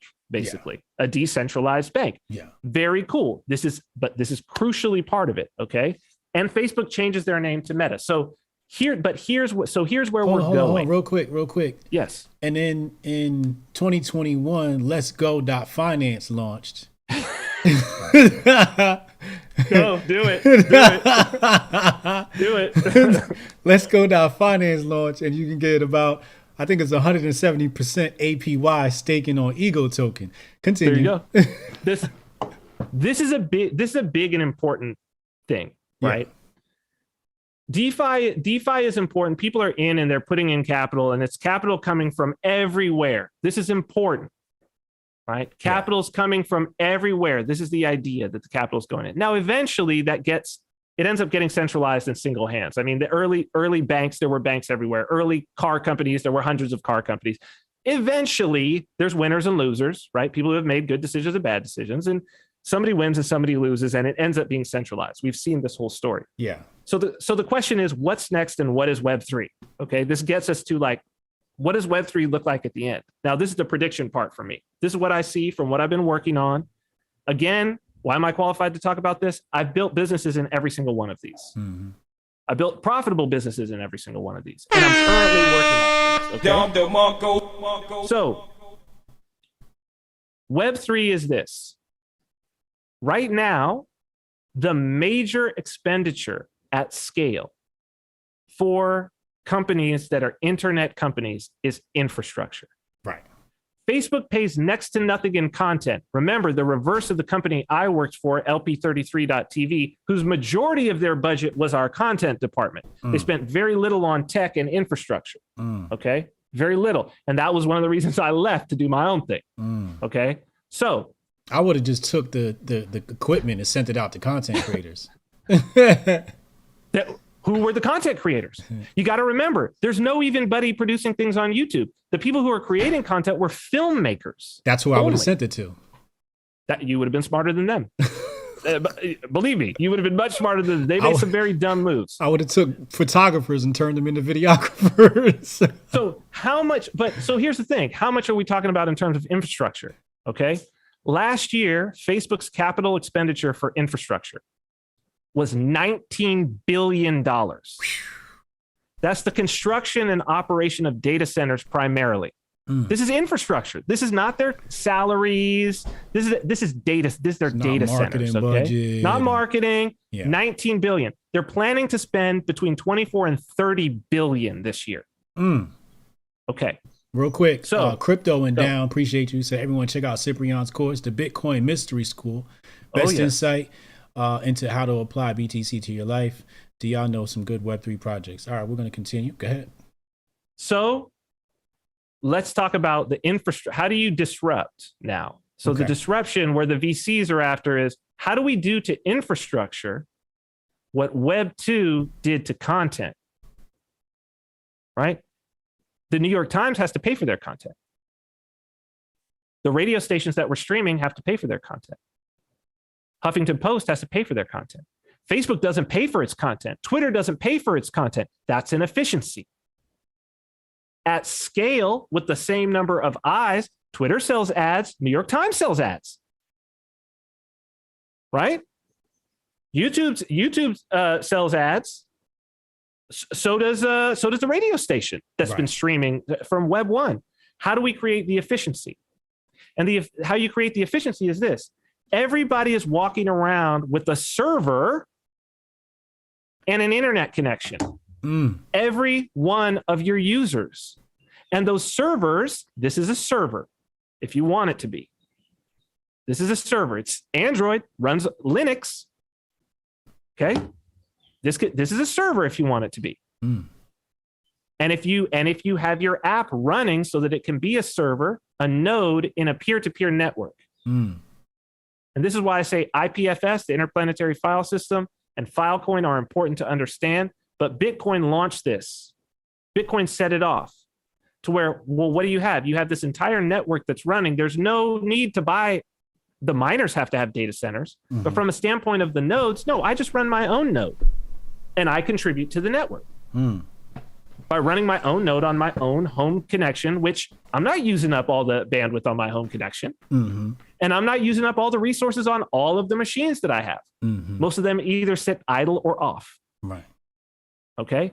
So what could you do if you had this is Web3. If you had a Facebook or a Twitter, even better, an Instagram, why on earth does my wife, I'd stay away from Instagram. I got like 10,000 followers, but I have not posted in years. Okay.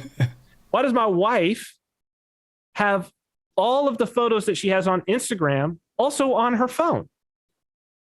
Right. Why is she not serving and her phone is always on and always connected to the internet? And if she had 5G, she'd be getting gigabit speeds, better than a server in a data center. Why when you go to Instagram, are the files not being served off my wife's phone? That's what makes sense. And Matt, you do all of that. You have an Instagram with not billions of dollars worth of server costs. You have an Instagram with zero server costs because it's been offloaded to the people. Now, to the users. To the users. But you've got a secondary part, okay? Because initially to bootstrap that, and eventually it's not going to be enough. Right. You're still going to need to have super users, right? Okay? Infrastructure providers who are providing infrastructure, okay? At gradients, larger levels, smaller levels. And you have to be able to pay them in a trackable way. This is where the tokens come in. This is where cryptocurrency comes in. You're going to have to be able to do micropayments on the spot, programmatically, on a public ledger that they can check in on, that can be traded out for any currency because it's got to be global. And in order to be able to do this disruptively, it can't go through the banking system because the regulations for something to do this through a banking system, the regulations for this, both for the providers and for the companies that are starting up, prohibitive. Right. Prohibitive. In order to even begin your prototype, you would have to have licenses in all the countries and jurisdictions that you needed. But with cryptocurrency, you don't. So this is what it's going to. And so you're going to have, your Oculus setup is going to also be a node. Your phone will be a node. So when they say you'll own your data, it's not that you will own your data. You already own it. But it's that it will be, that's the grift. Right. Why is this morally great and wonderful? Because you're going to be in control of your own data. And it's like, no, Facebook no longer has to manage my data. Facebook no longer have to pay for the hard drive space and all of that for my data. You're utilizing my hard drive space that I bought, that I own. You no longer have to pay for your connections in the data center and your peering. No, you're using my broadband connection that I pay for, my mobile connection that I pay for. And the efficiency is Facebook gets to keep that $6 billion in their pocket. That's what's happening in Web3. And that's why Jack says, at the end of the day, it's just about profit and what VCs are after, okay? Don't fall into that it's going to provide you some wonderful thing of freedom. Now, it very well can provide you that. But if people want that, they're going to have to utilize these protocols for themselves, because what they have to understand is all Facebook servers that they have in those data centers, they run on Linux operating system. That's free. Yeah. You can use that. Yeah. Their streaming that they're doing, it's HLS. It's an open protocol. You can download FFmpeg, which is a free software, and you can do it yourself. Okay. IPFS, you can run your own node, but see, people are going to have to educate themselves to this So if they want to be free. This is Web.X, right? Where X is a variable. Correct. And this is my point where I said before, people ask me about, what do you see with the future of cryptocurrency? I said, in the future, if you want freedom, you're going to need to be tech savvy. Correct. And 100%. You will exist in different parts of the world while you exist in the mainstream world. And that's what you're talking about. Now before I had the vision and you just gave me all the tech that makes it make sense. Wow. Okay. So it's like this, Hotep, like any technology. Okay. Let's go back to fire again. If it's a situation where you are, you're at the time when fire is being introduced to human beings, you are going to be free and you are going to be better if you learn how to make fire. You teach your children how to make fire. You teach your tribe how to make fire, and y'all use fire for all the things that you can. You're going to be healthier because you could cook food. You'll have a wider variety of a diet. You'll be able to keep yourselves warm. You'll be able to keep away predators. You'll be able to hunt with it. You'll be able to smelt metals with it. You'll be able to do all this. But there were definitely societies where that knowledge of fire was kept by only a few. We know this for a fact. And the rest of the people were kept literally in the dark. And if you ran afoul of the fire keepers, no fire for you, my friend. No fire for you. And guess what? You get eaten by an animal. You can't cook your food. You can't stay warm. You freeze to death. This is what it is. This is fire, folks.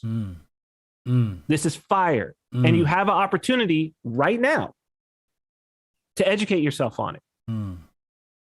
Or you could say no, but you should know that the people who want you to be a slave are spending their time focused on it.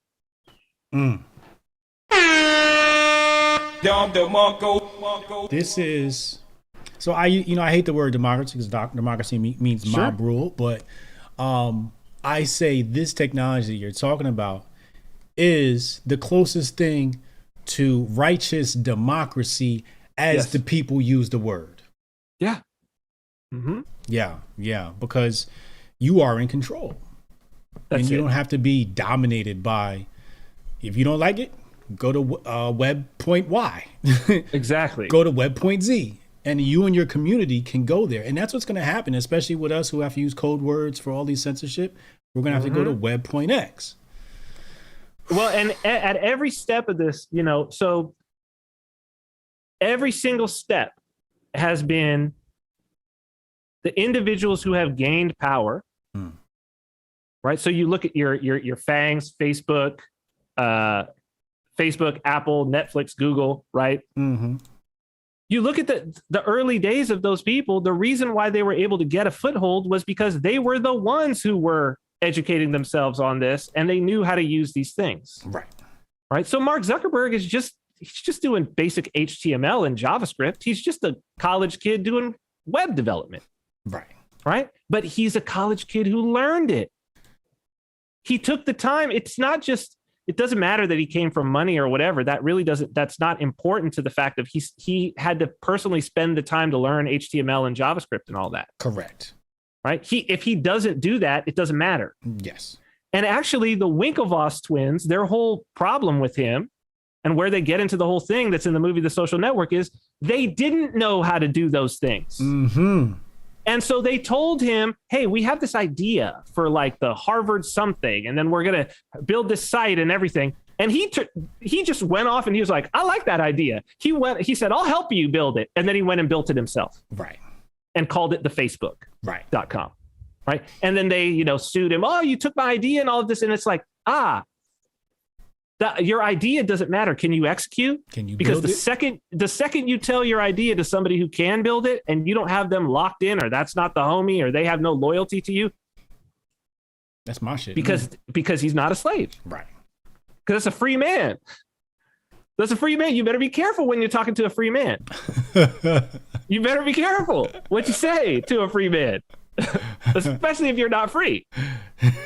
Right? If you still got the chains on and you're like, yo, that looks real good over there. And he's like, you're right. It does look real good. Thanks. Stay right here with your chains on.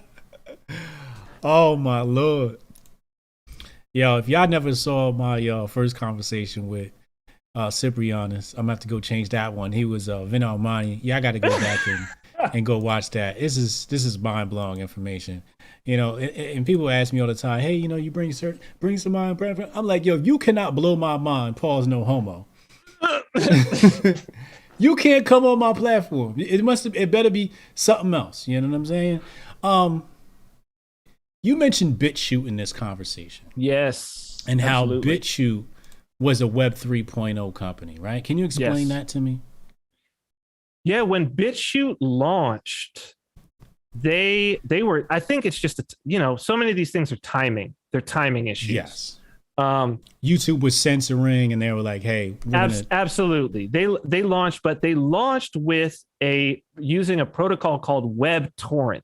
Okay. Which, that this is related to BitTorrent. So it's the same as a BitTorrent. Some people have used that for file sharing. And this real is quick. Early, so this was like back when we were using Napster, back when we were using BearShare, and everybody, if I had the same 50 Cent song or Soulja Boy song on my computer, we would all chip in to send those correct pieces of data so someone else could download them. Correct. And what's different about this, so Napster was kind of centralized. There were some others. In this case, this is where we get sort of this node idea. So BitTorrent, people were in nodes are in what's called a swarm. Okay.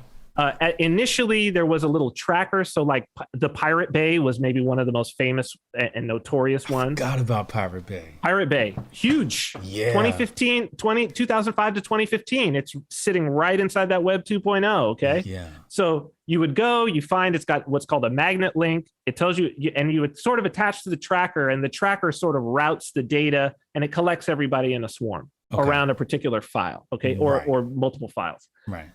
And you have pieces of the file, and you're grabbing pieces of the file from people who have the file. And if you have some of the file, you get more. And there's a ranking system. Some people are called leechers, other people are called seeders. If you leave your machine on and you allow other people to take from you, it actually gives you more you get a higher score, and therefore you can download at faster speeds. It's a cool system. Now they don't necessarily need that central, it's like hub and spoke. They don't need that hub. It's now completely peer-to-peer.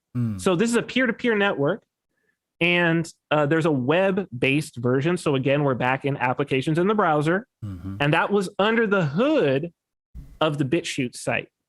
So the idea was somebody's watching Hotep's Been Told You. Everybody that's watching is also serving the piece that they've watched. So I start watching the first minute. Now I have that 1 minute. Now somebody else starts to watch. Not only am I watching, but I'm also giving that person the first 2 minutes that I've watched. And so you can see at scale, with enough people watching, there you go. You don't need infrastructure. Now the thing was, BitChute never got to scale.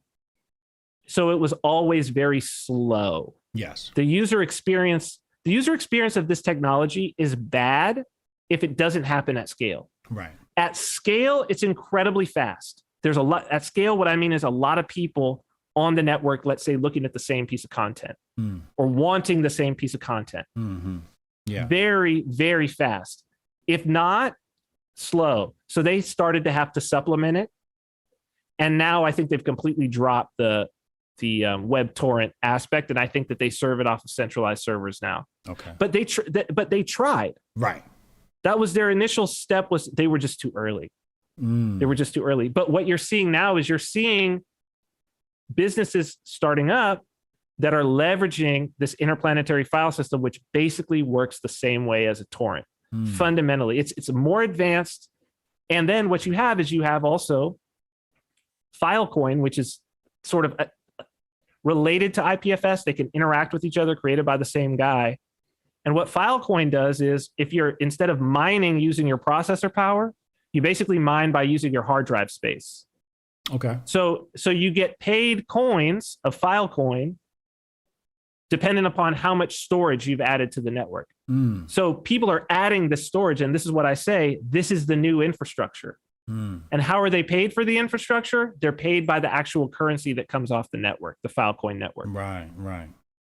So it's all of this is very interesting. And then you can use that token, to get people to do things on the network related to them storing your info. So like your iCloud or whatever would be moved into something like this, where you would be paying these miners to host it, basically.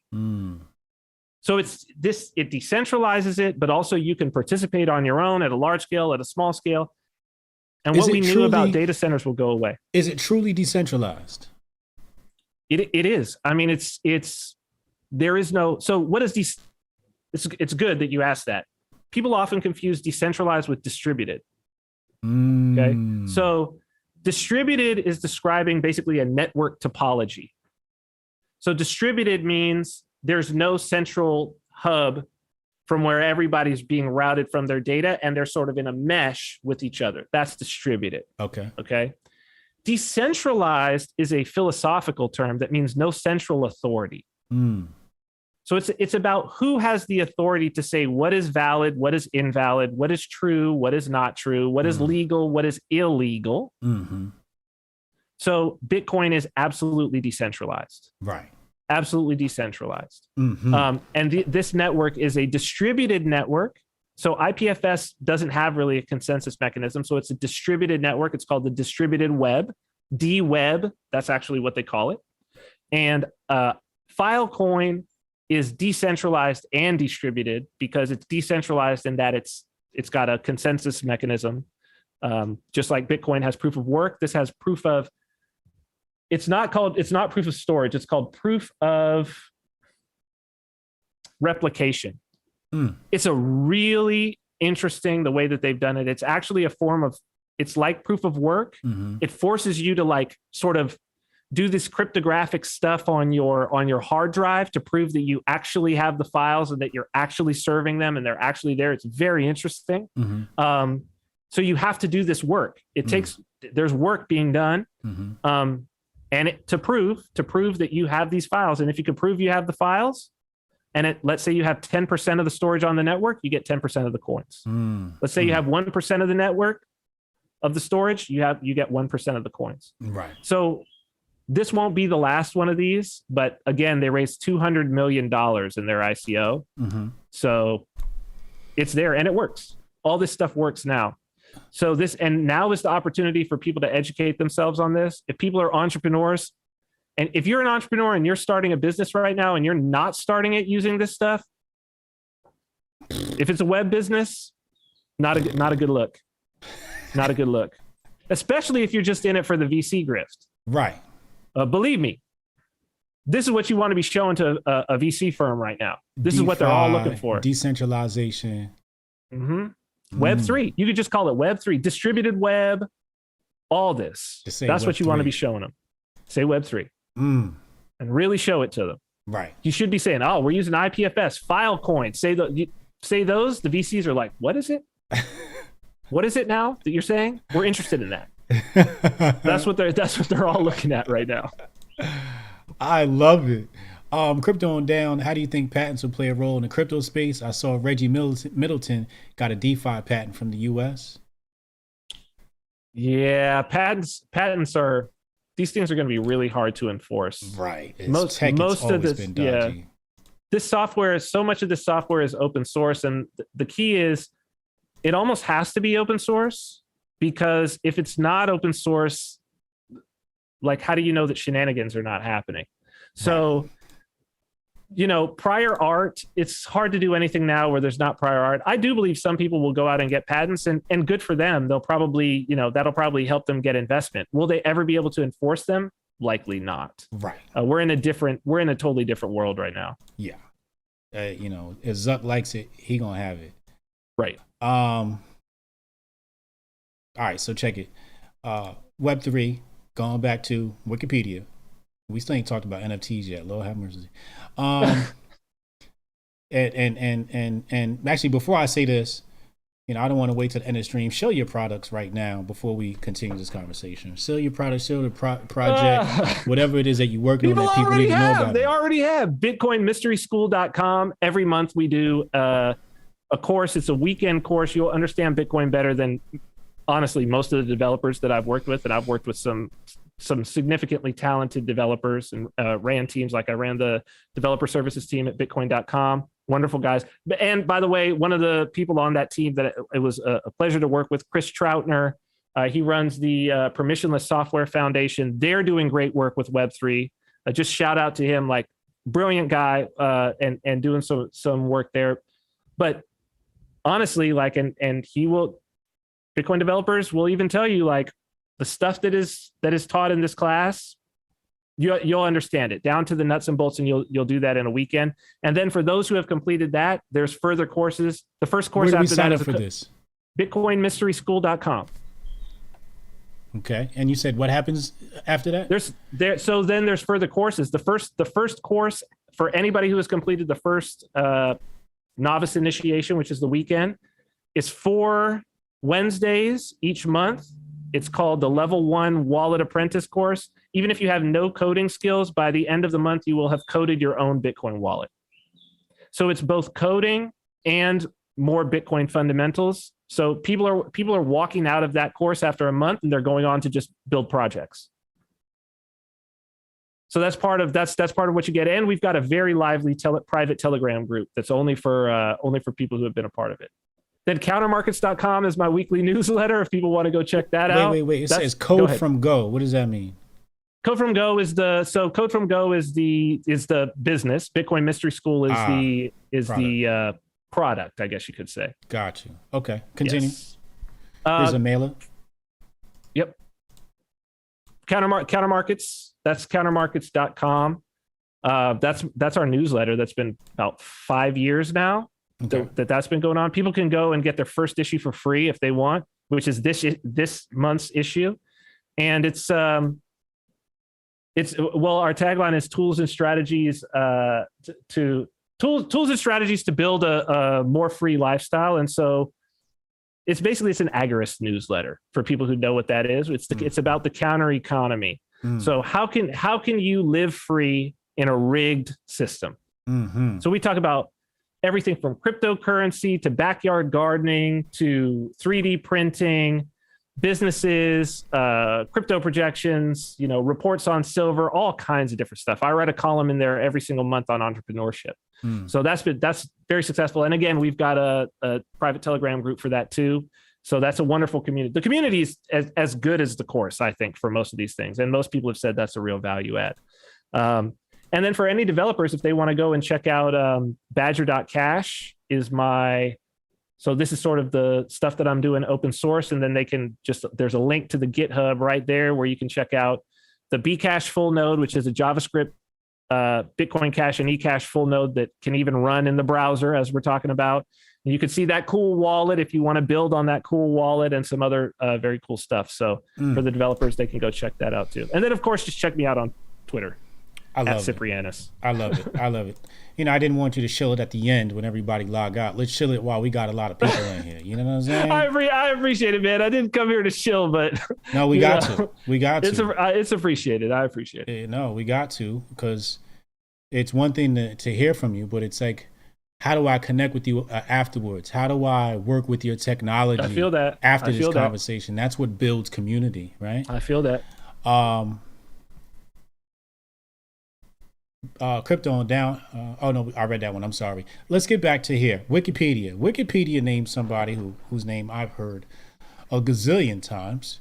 Says executives from venture capital firm Andreessen Horowitz traveled to Washington D.C. in October 21 to lobby for the idea as a potential solution to questions about regulation of the web with which policymakers have been grappling. So this is, I think, was it AZ17 or something like the name of the company is? Something like that. His VC company. And this is who has blocked Jack on Twitter. Yes, correct. So it seems as though, correct me if I'm wrong here, Andreessen Horowitz is taking credit for Web3? Well, they are certainly investing in it. Okay, and they probably will be able to take credit for a lot of the successes because they have a pretty good track record. So what is the regulation that they're talking about? Well, a lot of the regulation that they're talking about is this idea, the things that Trump was talking about, where, currently as the law stands, there's this gray area between are you a publisher or not? And this is a big, you're hosting the content. If you curate it, are you a publisher? If you censor, are you a publisher? There's all of these questions, and it's a nebulous gray area. You can see how, if they said, well, but we're not hosting any of the content, we can't possibly be a publisher because it's all coming off the end user's phone. Right? Now, can they still censor? Of course they can. They can still cut you out of the network. They can still cut you out of the network, right? So they still have power. There's nothing saying that they have to let you into the network, but it's really all about you are picking and choosing the content that you have, that you are storing. It's more a question of the content than a question of the user. And that's very important. That's very important. From a legal standpoint, it's very important, because that is to say, no, you are curating content that you control, that you own. You allow everybody to put it up, but you don't give it equal shrift. This allows them to change the rules of the game. They're like, yeah, of course it doesn't get equal shrift. We've got all these other things about, they weren't contributing this amount of bandwidth and they weren't doing this and that and that. And oh, and I don't have control whether or not they're always on or off. And I don't have control over the software once it's on their phone and all of this, right? So yes, they are very interested in getting out of the infrastructure game. It makes perfect sense. Absolutely. Absolutely. What'd you say? It was 19 billion? 19 billion last year. That was just Facebook. Now, granted, that encompasses Instagram, right. WhatsApp. You know what I mean? So, let's be clear about. Let's be clear that it's all their properties. But still, it's still a huge expense. That's $19 billion. Right. I mean, if you as an individual had $19 billion, you're on the rich list. Right. You know what I mean? You're good. Yeah. So man, even if they're able to get half of that back in profits, what does that do for the share price? It's through the roof. Through the roof. Through the roof. So you could see why it's worth investing $5 billion, $6 billion, $7 billion a year to get to this point. And with $7 billion a year, you could do anything. And they don't even have to invest it because the VCs are investing it on startups. And these are these are low capital expenditure startups.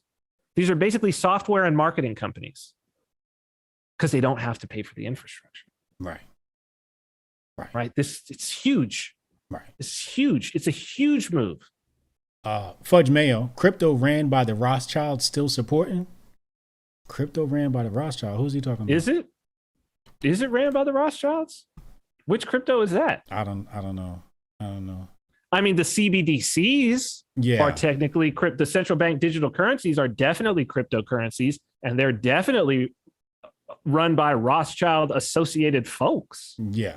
So, I'm not in support of those. Well, although we're all going to have to use them eventually, unless you're going to be completely off the grid. So if you want to get off the grid, you better work on it now.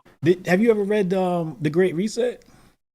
I have not read The Great Reset. By Klaus Schwab. So I did Klaus Schwab. Yeah, I have not read it, but I've definitely heard of it. Oh yeah, for sure. I mean, more than heard of it, right? I got the concept. I definitely know the concept. No doubt about that. So I did a presentation on it last week on my channel. I didn't read all of it. I just read the important chapters, right? Some of the other chapters, that's how you're supposed to read books. Some people think you need to read the whole book. That's not how reading works. Especially in a book like that, most of it there's so much repeated, so much repetition. Right. So I read the dollar section, the tech section, and so on and so forth, whatever, right? Globalist section. But the dollar section was actually quite interesting. And I'd love to hear your thoughts on this. Go. Basically, what they're saying is they don't see any currency out there. He mentioned that the Chinese currency would be the one that could replace the dollar as the world reserve currency, right? And we know that happened following the Bretton Woods. Bretton Woods Agreement. Thank you. Yep. Bretton Woods Agreement, which was put together by Maynard Keynes and the rest of his cronies in that huge mansion that was rickety as hell.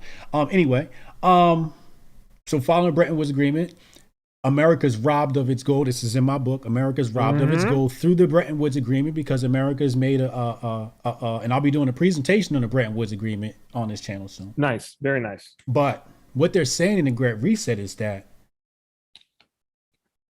they don't see China being able to replace it as a world reserve currency, but they're not discounting the possibility of a cryptocurrency replacing the dollar as a world reserve currency. That's right. That's right. Well, they built one. The Bitcoin developers built one. And here's what's so interesting about this. The Fed. Now, a few have gone live. Nigeria's went live. It's the e-Naira. France had a test.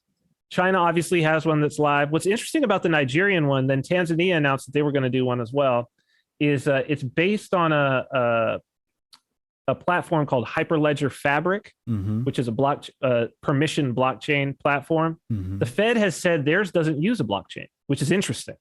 So the former he was on his way out. The president of the Boston Fed, who was the ones working on the bank working on this, who built the CBDC for the U.S. Yeah, he said blockchains are too slow and that they didn't use a blockchain, which is correct, actually. Like I expected they wouldn't, but it will still be a cryptocurrency. So I think that's actually right. That's what they're looking for. The reason why I think yes, for most people, they will be using cryptocurrencies. The dollar won't go away, but most people will not be able to use it. Right. Most people will be using CBDCs. And one of the things that they like about the CBDCs is the CBDCs are not tied to the money supply. They don't have to be tied to the money supply. It's basically company script.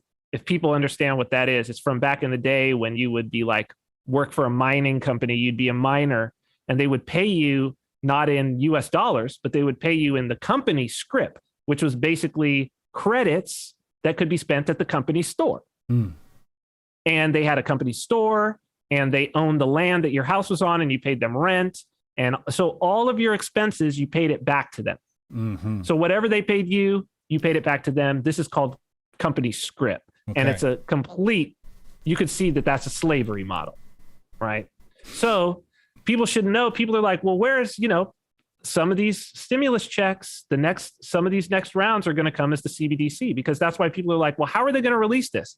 People aren't going to give up their money and all of this. And it's like, well, if the only way that you can receive your funds, your stimmy, is you got to go and download the app, and then you fill it out, something you've done many, many times, and you sign up with your social security card, and then all of a sudden, immediately, there's your stimmy.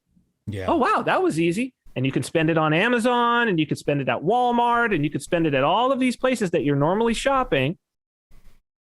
That's how it comes in. Now, the thing is, when they put money on that, there's nothing saying, no regulation, no nothing saying that they have to record that as increasing the money supply. They're not going to do it. They're not going to do a treasury auction for it. They're not going to put out notes and bills and bonds from the treasury. They're not going to create sovereign debt. It's not going to increase the money supply. That's it. Sold is sold to the company store. That's what a CBDC is. And that's why they say it's going to replace. That's why they say it's going to replace. So they'll have that CBDC, and then they'll have the international settle one. Right. That will be at the Bank of International Settlements. But every country will just have the company store, and we're on the plantation. That's the vision. Right. So the person in the audience who was asking about cryptocurrency by the Rothschild, that's the cryptocurrency by the Rothschilds, Jack. Yeah. That's the one. Yeah. Right? And it's a cryptocurrency. It uses cryptography. It uses all the things that Bitcoin uses, because Bitcoin's solid. Like, you're not going to improve on it. It's munitions grade encryption. My common sense won't allow me currently. My brain's like malfunctioning. It's saying currency without a limit cannot compute. What is this? Well, when you got everybody, this is part of, you will own nothing and you will be happy.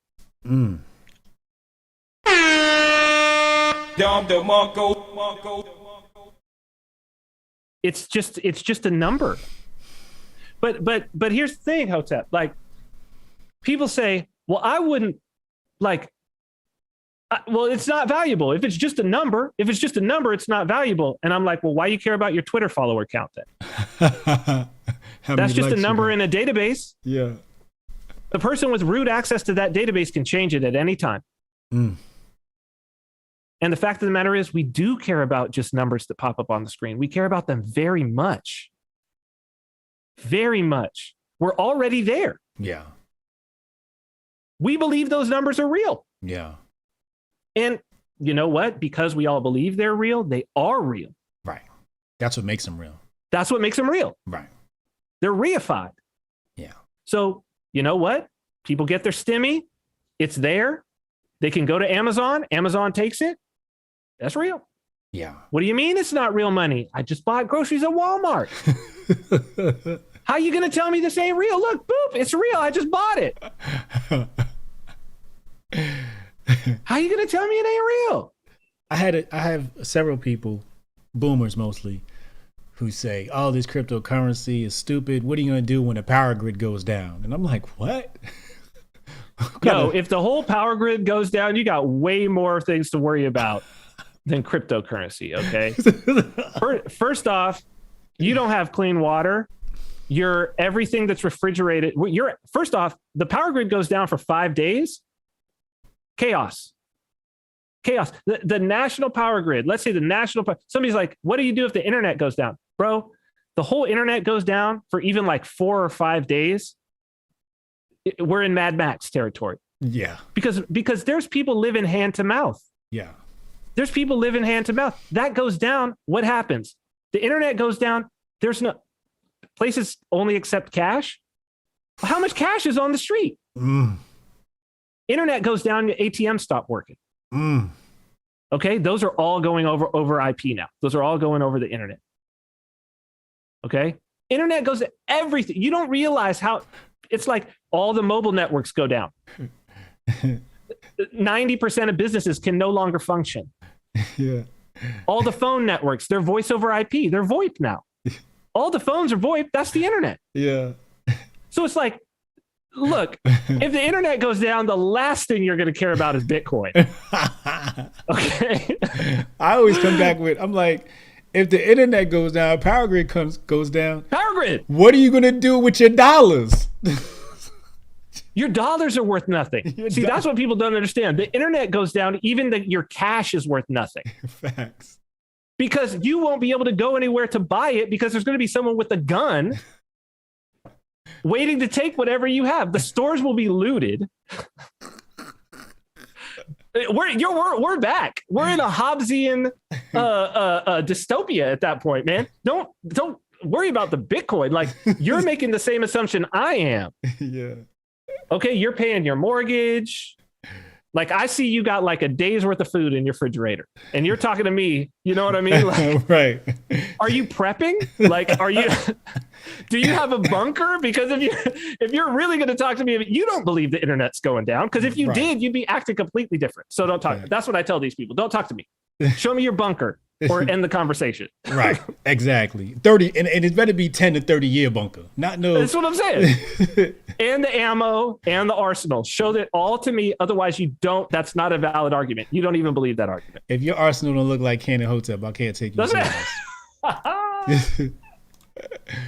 right, let's move into we haven't exhausted Web3, but we've covered it thoroughly. I think we've covered it.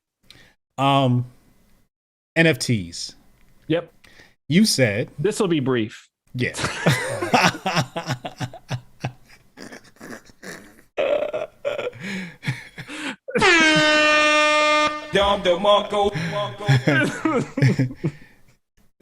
Cyprian said, an NFT is just an ICO where you only print one token. That's it. That's all it is.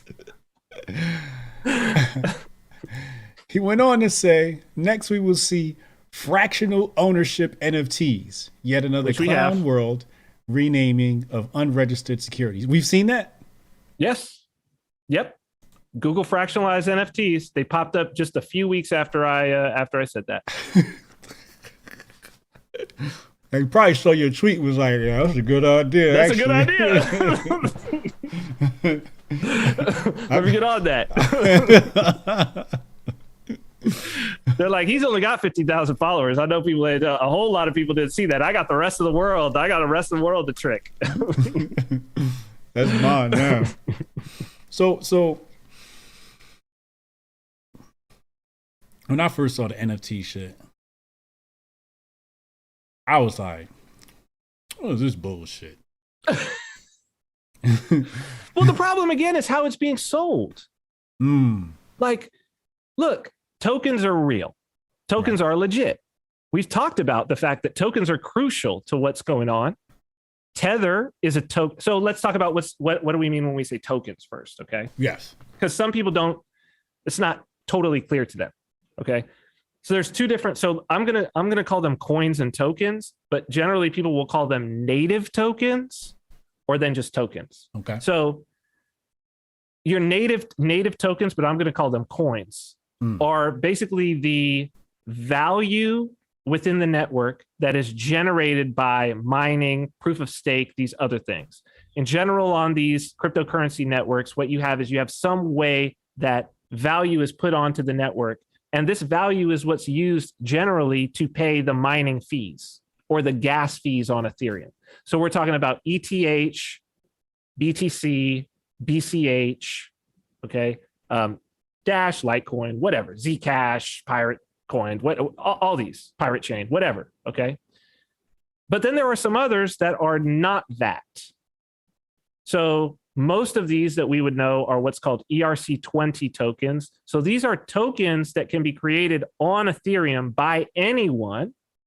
It costs a certain amount of gas to make this happen, but you can also create them on Bitcoin using an Omni protocol. And the first tethers were on Bitcoin, BTC. You can create these on Bitcoin Cash. You can create these on eCash. Both of those you use what's called the Simple Ledger protocol. They call them e-tokens on eCash, and on other networks, Avalanche, whatever. You can create these. Most of them are on Ethereum. Most of them are ERC20. So if people like Link, Chainlink, right, that's actually an ERC20 token on Ethereum. So very often that thing that you're buying, that coin that you're buying, is a token that sort of moves on Ethereum, is on Ethereum. It's not my daughter. Go inside. Go inside. She's trying to get her grift on. She's trying to get her grift on. She's looking for some sympathy. But this is what's important to understand. So we'll separate coins and tokens. Right. Now, Tether is not just one token, it's many tokens on many different networks. Okay. So there's Tether USDT on Ethereum, on Bitcoin BTC, on Bitcoin Cash, on Liquid, on Tron, on some other ones. Okay. But they're all grouped together, but it's all tokens that move on those networks. And you can send them. So people who have sent Ethereum, they know that usually what you have to do with tokens is, like, let's say you want to send some USDT or USDC. You're going to send it, and you're going to have to include some Ethereum, or people who have used MetaMask, they want to send their Uniswap token. They're going to have to send some Ethereum along with it to pay the gas fee. Okay. Anybody can create a token. Anyone. And anyone can create a token with up to a limit, an unlimited amount. You want to create 1 billion? Create 1 billion. Cost you the same amount as creating one in the fee that it's going to take to create it. So just for some background, in 2014, did not include it here, but it should be. The first Tether is minted.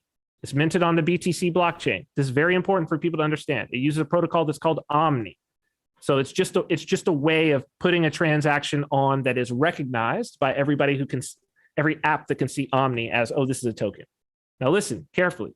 It's very important for people to understand.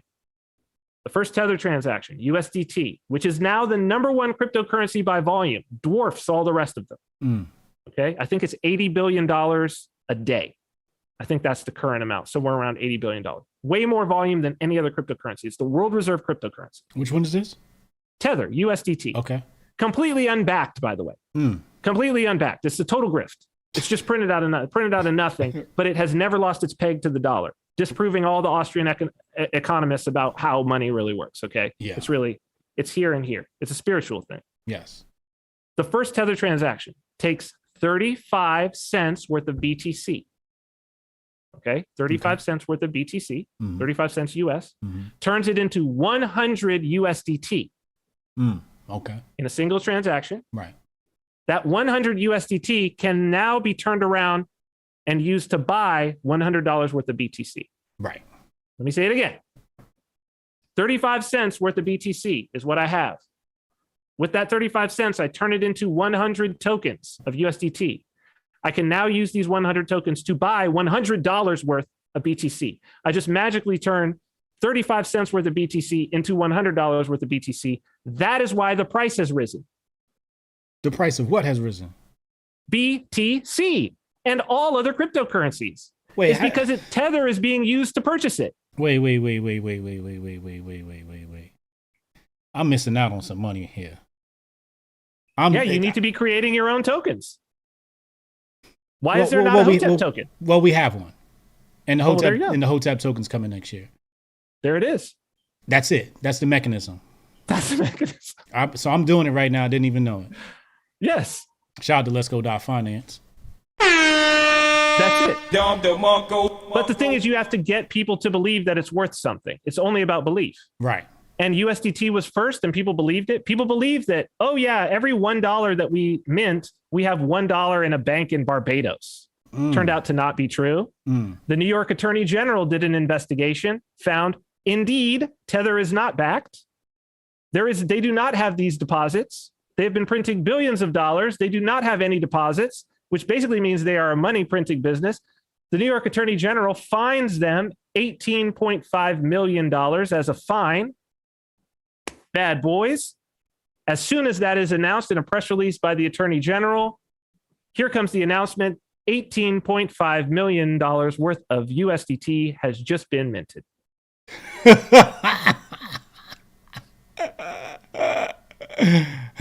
They just gave that money right back.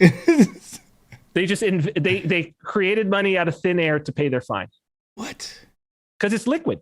It's right. If you have USDT, you can trade it for any cryptocurrency, and you can even trade it for cash. Right. It's the world reserve cryptocurrency. So this is what I was saying. All an NFT is. NFT means non-fungible token. Yeah. It's an easy way of saying it's one token that is a unique token that cannot be divided. So it has 0 decimal places. You cannot divide it into cents or any of those things. Okay. It's just one single token. Yeah. It's not related to any other token. It's just one single token.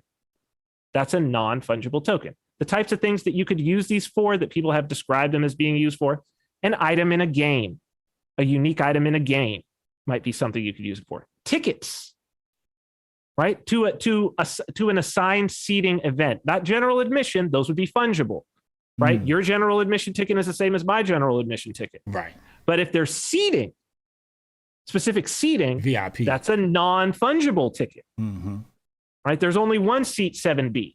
Right. Like go to a ball game or whatever, right? Or an airplane. Right. You know, there's only one, you got a assigned seat. That could be an NFT. Now, a non-fungible token is a very bad and too complex use for those applications. Okay. These things have been around since 2014, 2013 on BTC first. Rare Pepes were probably the most well-known of the early batch. There's another one that's like a Magic the Gathering game. Okay. You just got to convince, they were like, oh, they're collectibles. It was just a joke. Yeah. It was they were Pepes. Pepe the Frog. There are all these different types of rare Pepes. It's like Magic the Gathering, but it's like goofy. It's like the Garbage Pail Kid. People who are old enough to remember Garbage Pail Kids, right? It's like Garbage Pail Kids. Yeah. But it's like, so there's like 100 of these Pepes. Oh, this is the rarest Pepe, the Homer Simpson Pepe. There's only one in this set and blah, blah. And they just made them. Yeah. And they're like, the images are just on a Pepe website. They're not on the blockchain or nothing. They just assigned images to them. And somebody just was like, that is a grift whose time has come. Let's re-energize that grift and bring it back. People have been able to do this forever. Okay. But it's just nobody believed it. Yeah. And they were like, well, brand new. They looked at the landscape. The grifters looked at the landscape and they were like, look, what grift have we run, but they've forgotten we ran it on them? Which is any good grifter is like, well, remember NFTs 2014? None of these cats were here when we did that. Ah, okay. Okay, let's do it. It's art.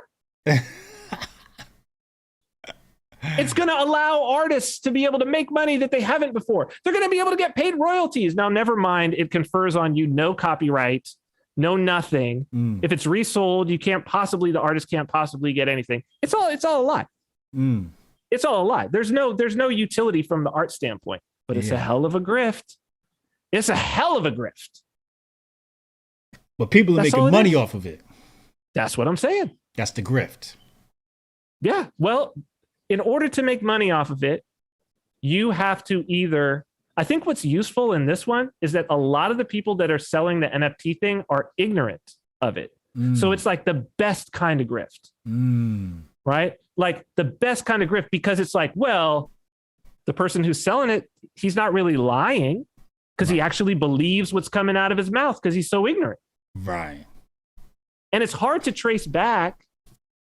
There's some people, I'll name them out, like Mike in Space is one of them. Mike in Space, if you're listening to this or anybody, tell Mike in Space I said he's responsible. And I told him when he was doing this that he's responsible because he loves collectibles, Bitcoin collectibles.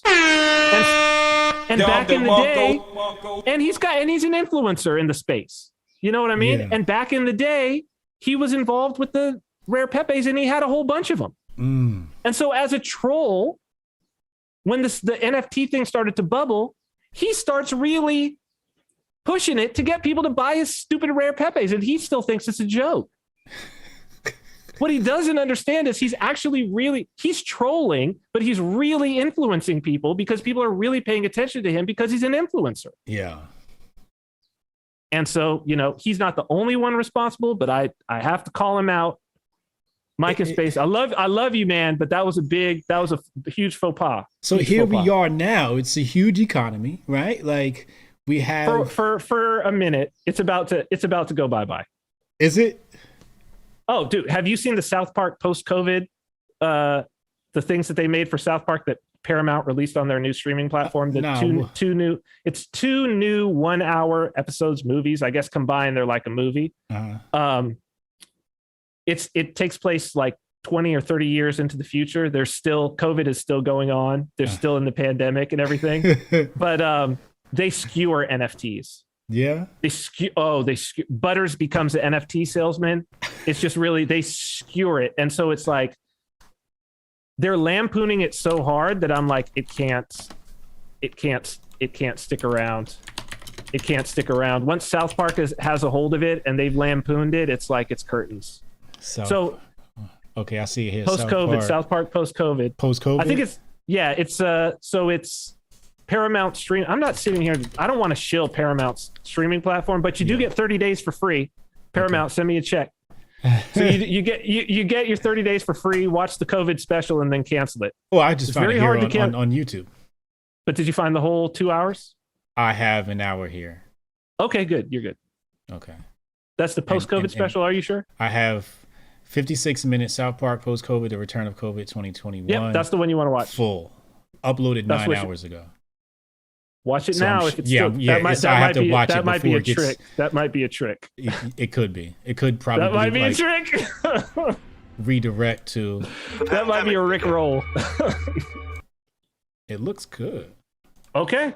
I'll check it out though. I don't want to play it right now because the audio could be picked up and then I'm hit with the. Then you're done. Yeah.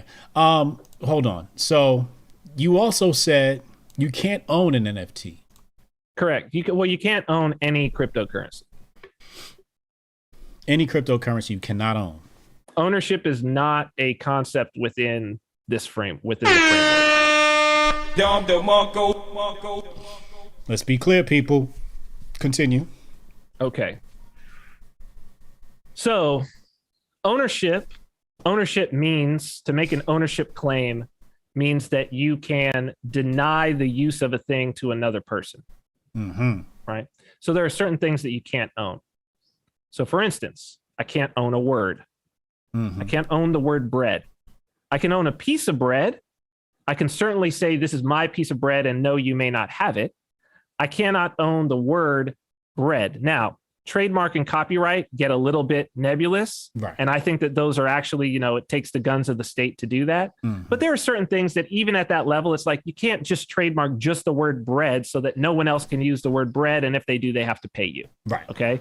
One of the other things that you cannot own under any legal framework is a number. Okay. You cannot own the number 7. Right. I cannot say I own the number 7 and therefore you may not use the number 7 ever again. Right. And it doesn't matter how big that number is. It doesn't matter if it's a billion. It doesn't matter if it's a quadrillion. Mm-hmm. But the number 7 is perfectly fine. That's a perfectly fine number for us to use as an example. Okay. So when people talk about owning cryptocurrency, so the first thing is almost everybody who's saying that is not running a node. Okay. So they don't even have the data that is the blockchain in their possession. That's the first thing. Second thing is you cannot own the blockchain. It's on many, many different computers. Mm-hmm. I cannot say I own this data that is the blockchain, and therefore you cannot use it. Okay, that is the ledger.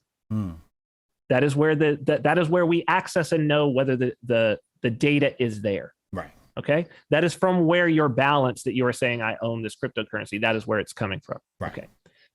What you can attempt to say, and what people who say they own cryptocurrency are saying, is they say, well, you own your private key. Own your private key, and therefore you own your cryptocurrency. Well, here's the problem with that. What is a private key? A private key is numbers, 12 words, right? But the words represent something. The words are a mnemonic device. It's a way of representing a 256-bit number, a 32-byte number. Okay. Now, that number starts at 0. Those numbers start at 0. You can represent. So it's basically, if you represent it as what's called hexadecimal, which is 0. It's 0 through 9. So that's binary. That's binary. But it's 0 through 9 plus A through F. So it uses 16 characters as Oh, opposed to yes, 10. yes. So you can get these larger numbers. If you represent it as a hexadecimal number, it's going to be 64 characters.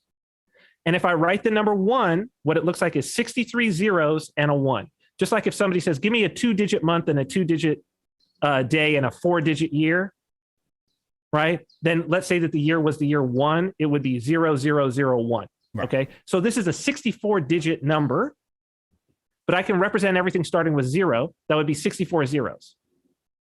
Any number from 0 to what would be 64 Fs as a number is a valid private key. Okay. This is to say the number 1 is a valid private key. And as a matter of fact, there is a Bitcoin address associated with the number 1. And right now, you can see that there are transactions that have happened on that address. And if you wanted to use it, you could put money up there. It'll probably be, or put funds to that address. It'll probably be snatched away right away, but you could put funds up and then you could spend them with the number 1. Okay. And 2 and 3 and 4 and 5 and 6 and 7, 8, 9, 10. Right. Well, if you say you can own a private key, then you're saying you can own the number 1. And clearly, there is no system of ownership in the. If you could say you own the number 1, the very notion of ownership, you've obliterated. Yeah. So that is the only thing. So you can't own a private key, and nothing else in the system would be even subject to the idea that an individual would own it. So what are you doing? You have knowledge of a number.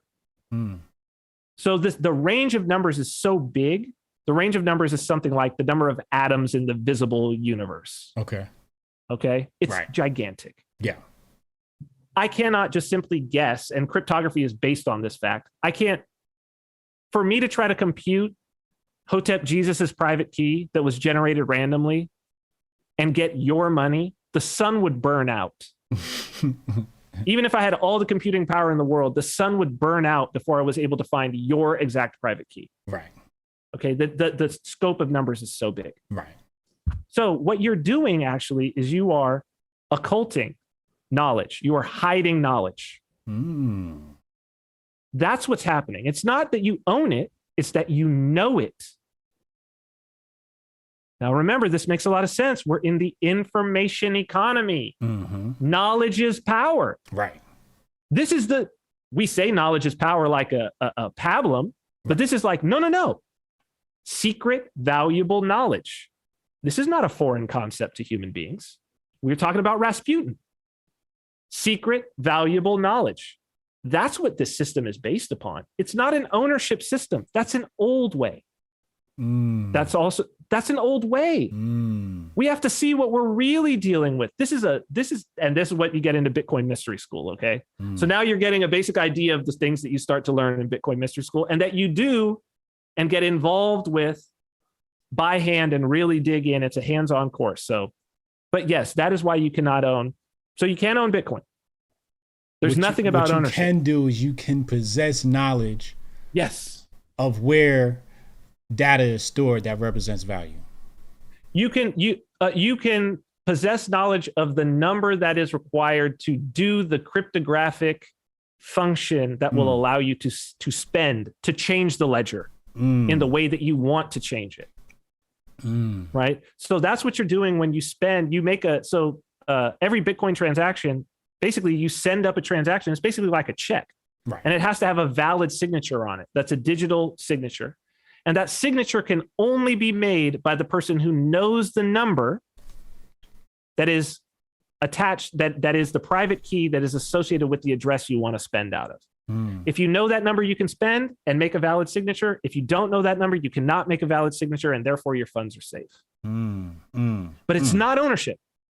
Right. And it's actually crucial. And it's such a shame that thought leaders in the space, and we're seeing the results of it, they've not gotten this. Because they go into Congress and all of this and they talk about ownership. Right. They go into the states and they do regulations. They're like, we passed a blockchain law and it's got ownership, intangible property, all of this stuff. And it's like, do you understand what you're doing? Because what you're doing is, if you're saying it can be property, then you're saying it can be stolen. Yeah. Then you're saying that the state can order developers and miners to alter the blockchain to give you your funds. You're giving the state a gun to go after Bitcoin, to destroy Bitcoin. Will come from Bitcoiners saying that you can own Bitcoin. Oh my God. Words, man. Because the state can compel the return of stolen property, can it not? This is long-standing. Yes. Thousands of years. Yeah. Men with guns can go and say, you have stolen property, return it. Even if you weren't the one who stole it. Right. Even if you think you got it legitimately, but it can be proved that it's stolen property, men with guns can come to your house and confiscate it. Right. So what do you set up when you say you can own Bitcoin? That's what you set up. You give the state the license to do what they wanted to do already. Whereas thought leaders should have said, this is not about ownership. Does the state have the private key? Do they know my private key? Whoever knows my private key can have my money. Whoever knows this private key can spend it. Right? It's just the models. Here's another example. If you have gold in your safe, okay, and you show me that gold, okay, you can show it to me all day. You can take a picture of it. You can do all of this. I can't, with the picture or you showing me I have knowledge that you have gold, I can't spend the gold. Right. But if you take a picture of your private key and you put it on the internet, it'll be spent tomorrow or now, like the next second. Is that theft? Could you take somebody to court? Clearly, no. Anybody with the knowledge of the key can spend it. That's why they say, not your keys, not your coins. Right. But there's no possession of coins anyway, so. There's no possession. It's knowledge. Right. Knowledge. Knowledge of where the gold is. Knowledge of where it is. Gold. And how to access it. How to access it. Chris Bradley, $20. Appreciate you. He said, what's the odds the elite are sucking the money out of the system through digital phantoms because they need trains to prepare for an earth cataclysm that happens every 12,000 years? Oh, boy, no. Boomer. I mean, I'm not going to hate on him. I was down that path when I was like 19 years old. So like, I think it's, it's something everybody's got to get past. Everybody's got to get past that. Yeah. It's the, I said it the other day, it's like the hopeful hypothetical, right? Yeah, exactly. It's these people that create a hypothetical and hope it's going to happen because they don't want to deal with the reality of today. Well, I think it's exciting. Yes. Like it generates, it's like a horror movie. Yeah. It's something entertaining to think about, to research, because you think about it, you research it, and you get a jolt, a feeling of anxiousness or nervousness. And it's like, but it's a feeling. Yeah. Right. So it's like, I get it. It's entertaining. Right. It's entertaining. And people come up with the content produced on these things it's fun, but it's a fantasy. Like the other day I had a cat come on and he was, saying, oh, the dollar is going to be, what are you going to do when OPEC does this and the dollar and China? And I'm like, bro, relax. Your kufi on too tight. Well, I mean, what people have to realize is it's all about incentives. Yeah. At the end of the day, people have to think, are there people with a lot of dollars have an incentive of keeping the value of the dollar up? Correct. It's that simple. Yeah. Dollar ain't going nowhere yet. No, the dollar is a 500-year-old unit of account. People need to understand that. Yeah. The dollar predates the U.S. The word dollar is used twice in the U.S. Constitution. People should stop and think about that. Mm-hmm. The U.S. dollar didn't exist, but they were using the word dollar, meaning everybody knew what the value of a dollar was before the Constitution was even written. What's that dollar? It's the Spanish silver dollar. Mm-hmm. Mm-hmm. And the U.S. dollar was pegged to it in the Coinage Act. It's a long line. Where this value comes from, again, it's a mental thing. It's a spiritual thing. This has been in the hearts and minds of generations. It ain't going nowhere. Right. People think in dollars. Yeah. You talk to somebody from Korea, they think in dollars. Right. You ask somebody from Germany, right? They use euros, but you're like, Oh no, it's $20. They know exactly what you say, how much something is worth. If you say, oh yeah, it's 20, that'll be $20. They're like, okay, I know that. Yeah. They can I know that. I can think they can compute. They think in that, yeah. They think in US dollars. Right.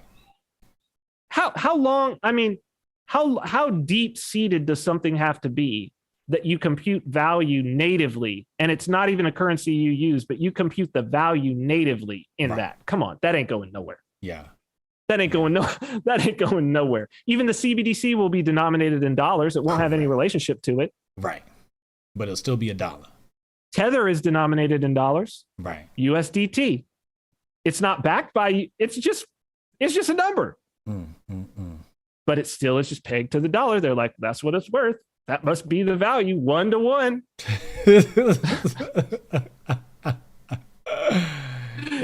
Dollar ain't going nowhere. How come nobody at Tether hired me, man? Told me about the grift. That was quiet as cat, man. Quiet as cat. Chad, he said the only intellectual property is the intellect itself. Me. Ooh. He attributes that quote to himself. Wow, let me hit the dial. Only intellectual property is the intellect itself. Love it. I have to use that. I'm stealing that. Stolen. It's gone like Uncle Hotep. See, you have no ownership of it. Now it's in my head. You can't hide that knowledge. That's too valuable. I'll still give you credit though, Chad. Until you forget where it came from, you just say it as part of your normal life. I've done that so many times. Yeah. So many times. When something becomes a part of your DNA, it's so hard to remember the source of things. That's it. Last thing, I'm still stuck on NFTs. I got rappers saying, yo, we got music coming out, NFTs. Rappers are being used as influencers to push NFTs. I got homies pushing NFTs. Well, that's not new. That happened with the ICOs. Right. You don't remember the game in that cringe video pushing Paragon? You don't remember that? Wait, what? It's really bad. The game, the rapper? Yes. Oh, he got sued. Didn't he go to court for that? Yes. Oh, yeah. So did DJ Khaled. Right. Bro, a whole bunch of rappers were involved in the ICO thing, and they all got sued. Right. They didn't get sued. They got fined by the SEC. They got cease and desist orders and fined by the SEC. That's a lot worse than getting sued. Correct. Right. That's the Securities and Exchange Commission. Yeah, like they can actually put you in jail. Right.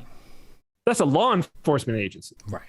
Right. No, you can still find the video. It's him and some like model-y type. I forget what she was. She was like the CEO of this coin called Paragon. Yeah. And they were gonna, and they're there, and they've obviously been smoking. And she's just like, and they got the little video camera phone, and he's like, hey, this is me here with my girl, Kelly, whatever. We're going to revolutionize cannabis, marijuana, all this. And, and then she goes, you know how we're going to do it?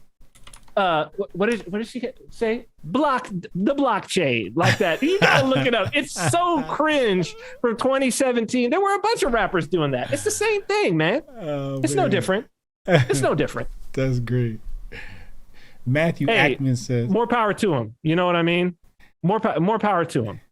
Matthew Ackman says the NFT grift is elite, though. It's no better than the ICOs, man. Yeah. People got to realize how much NFTs are tiny compared to the ICOs. We're talking hundreds of millions of dollars on vaporware, fam.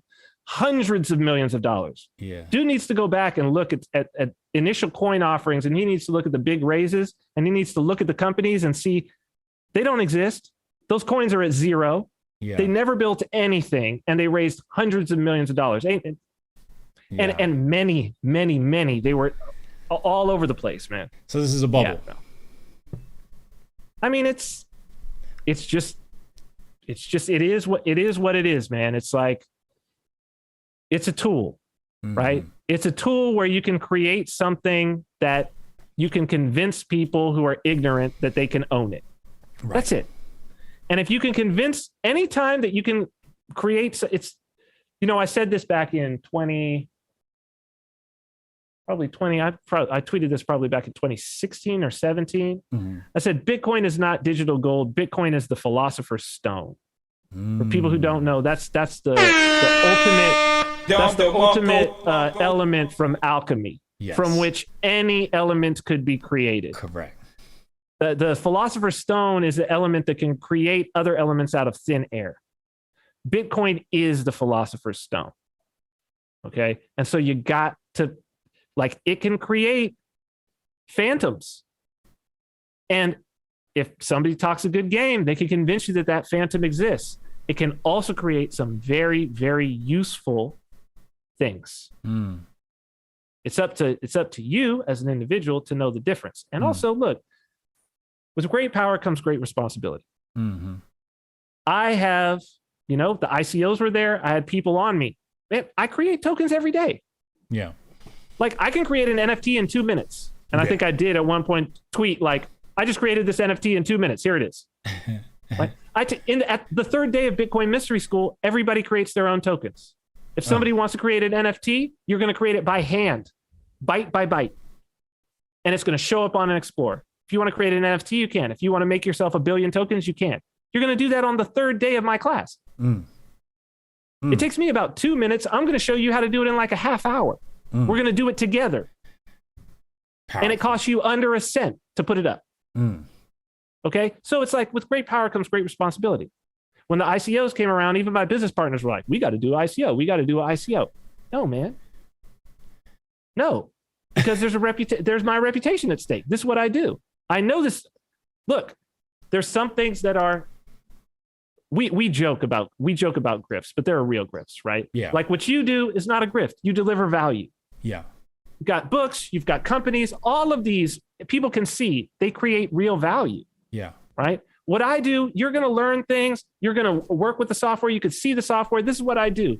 We joke about it being a grift, but there are legit grifts where people are just really lying to you.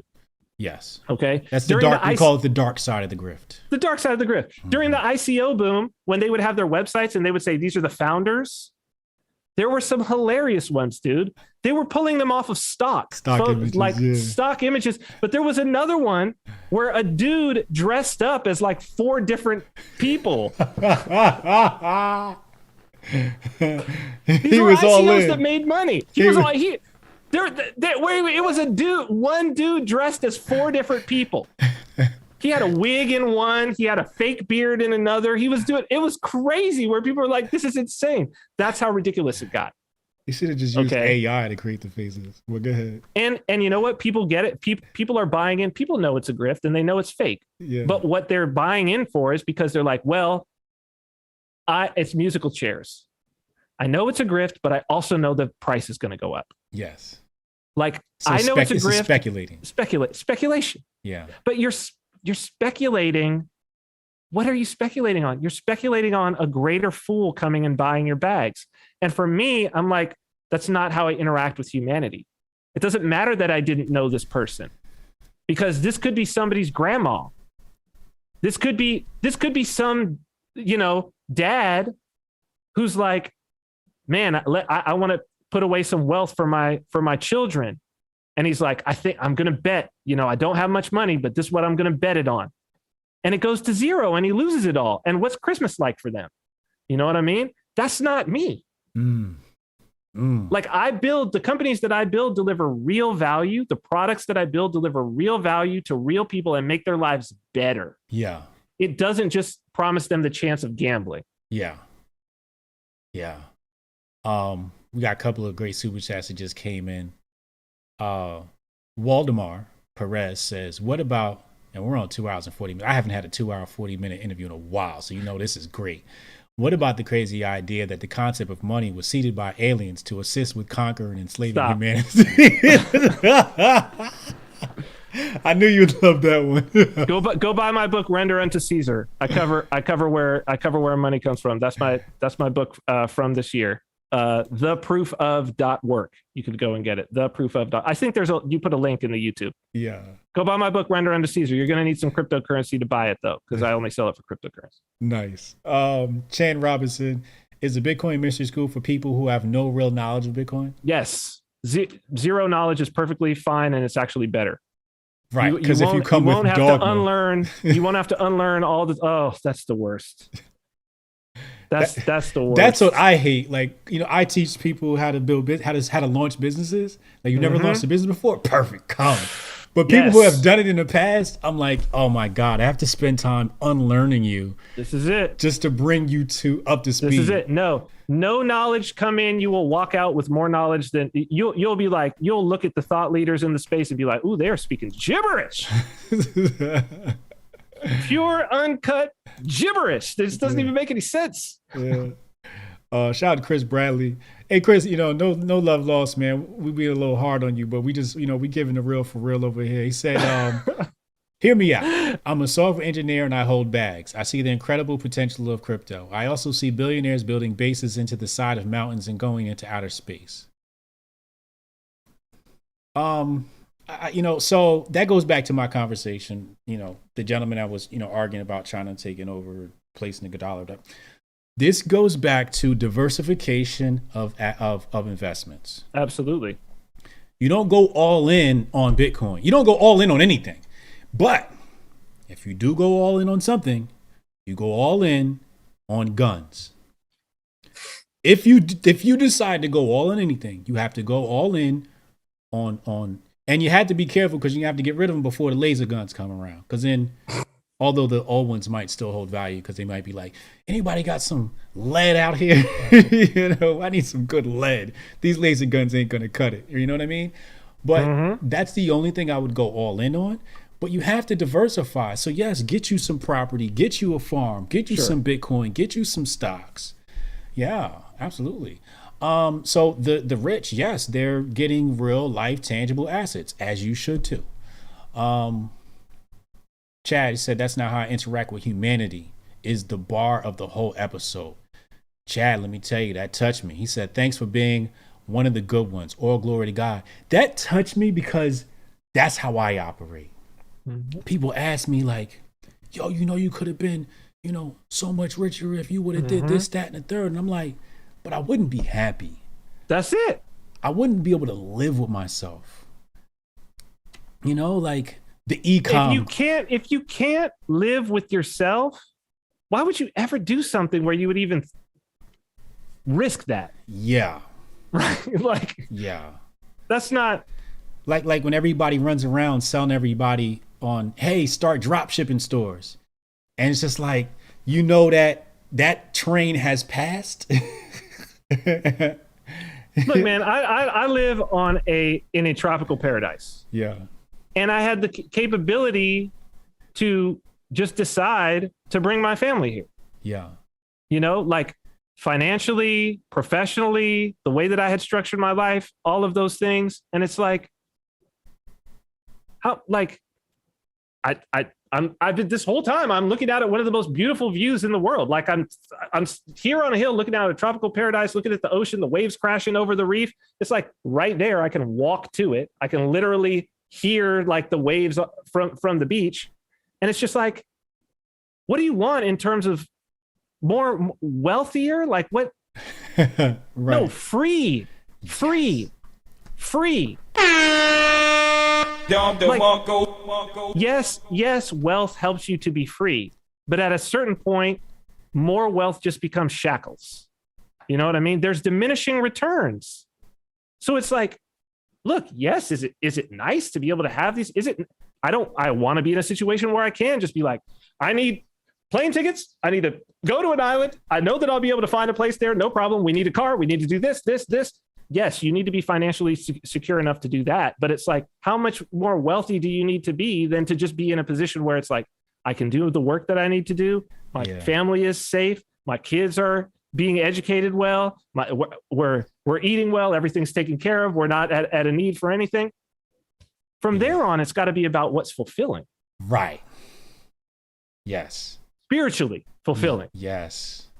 And I tell people this all the time, and I'm like, at one point, I could have made more money working in New York City than being home doing what I was doing. There you go. But when I was in New York City, I lost time with family.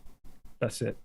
I didn't have that closeness. Now, my children come home from school, I am the first face they see. Same with mine. Wake up, I'm the first face they see. And, Same. And when they walk in the door, when they wake up, like my boys, we wake up at 6 a.m. and we train every day on school days. They're a break now. Wealth. So that's wealth. That's richness in your life. And I tell you, it's the exact same thing for me. Last face my daughters see when they go to bed, first face they see in the morning, I'm making them breakfast. They come in from the beach, I'm making them lunch. They come back from the beach in the evening, dinner is there. Last face when they go to sleep at night. Yes. You know? Yes. And it's like, and if I say, oh, I need to get up, I mean, you saw. Right. I'm talking. This is my little daughter's going to come and bother me. You know what I mean? But it's like, that's wealth. Yes. Yeah, I wouldn't trade that's freedom. Anything, man. I have freedom. Agreed. You know, I look at the people who make way more than me, but they ain't got my freedom. If I decide to wake up at 12 noon and turn on the chess championship and sit there for an hour, I can do that. Elon Musk has been sleeping in his factory. Okay, let's just be real. Yeah. When people are like, yeah, the man's going to space, but he's sleeping in the factory and working 24 hours a day. Okay. Yeah. Is that freedom or is that shackles? Because I sleep at home. Yeah. And if I decide today I don't want to work and I want to go hang out at the beach with my kids, then that's what I do. And nobody could tell me nothing. Indeed. We got to work towards freedom. Another super chat here said, dug it up. Prices conversation. Take all my Google coin. Thank you. We're gonna begin to land the plane here. Tune in and drop out.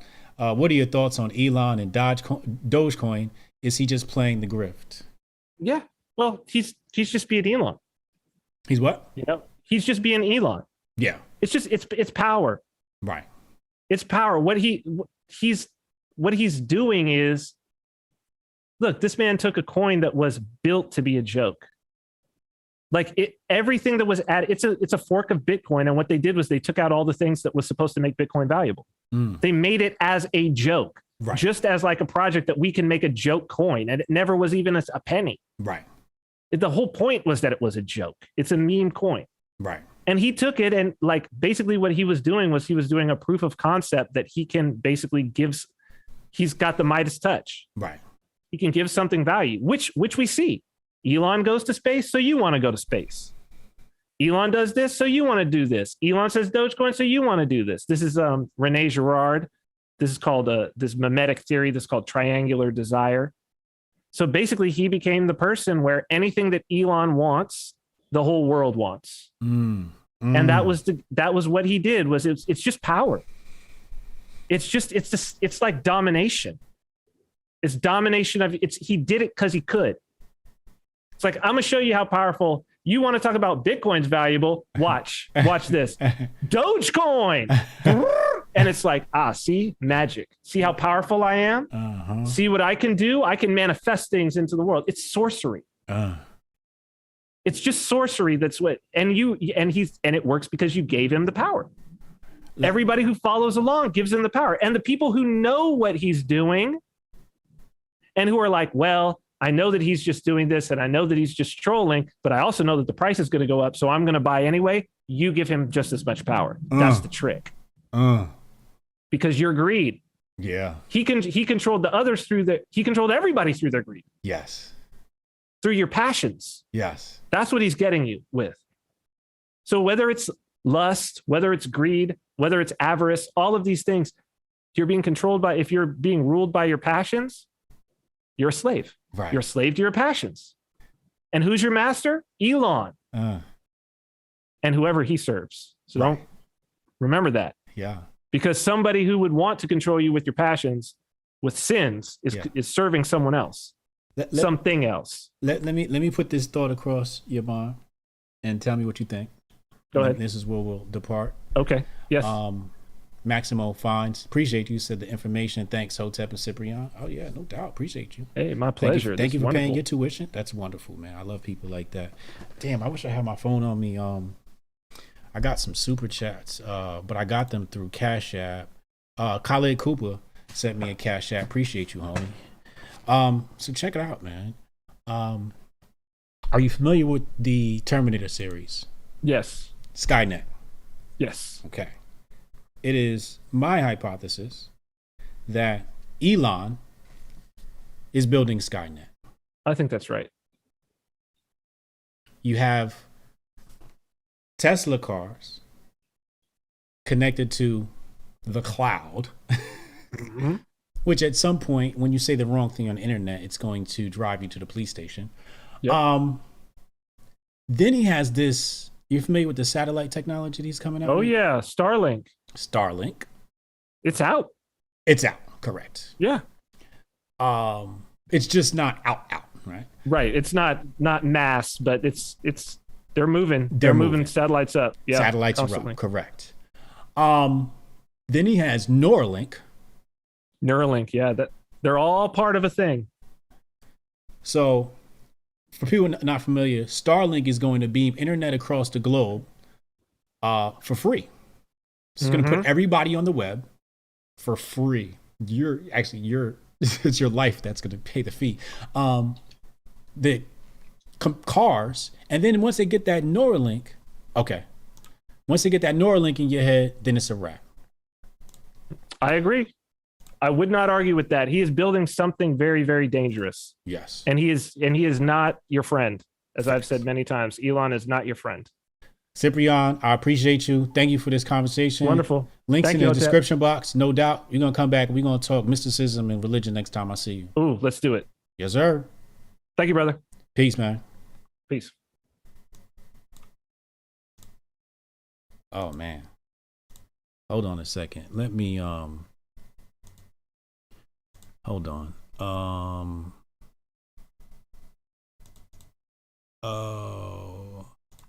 Oh, it's not going to pop up. All right, you guys can just listen to me. What a wonderful conversation. The audio version here will be on SoundCloud, Spotify, and Apple. I really enjoyed that conversation. This was just, so beautiful. So beautiful. Subscribe if you have not already. Please do that. And I'll be back with more of these great conversations. I'll be streaming tomorrow. I stream 5 days a week. So I look forward to the next time I see y'all. Hotep and Bill.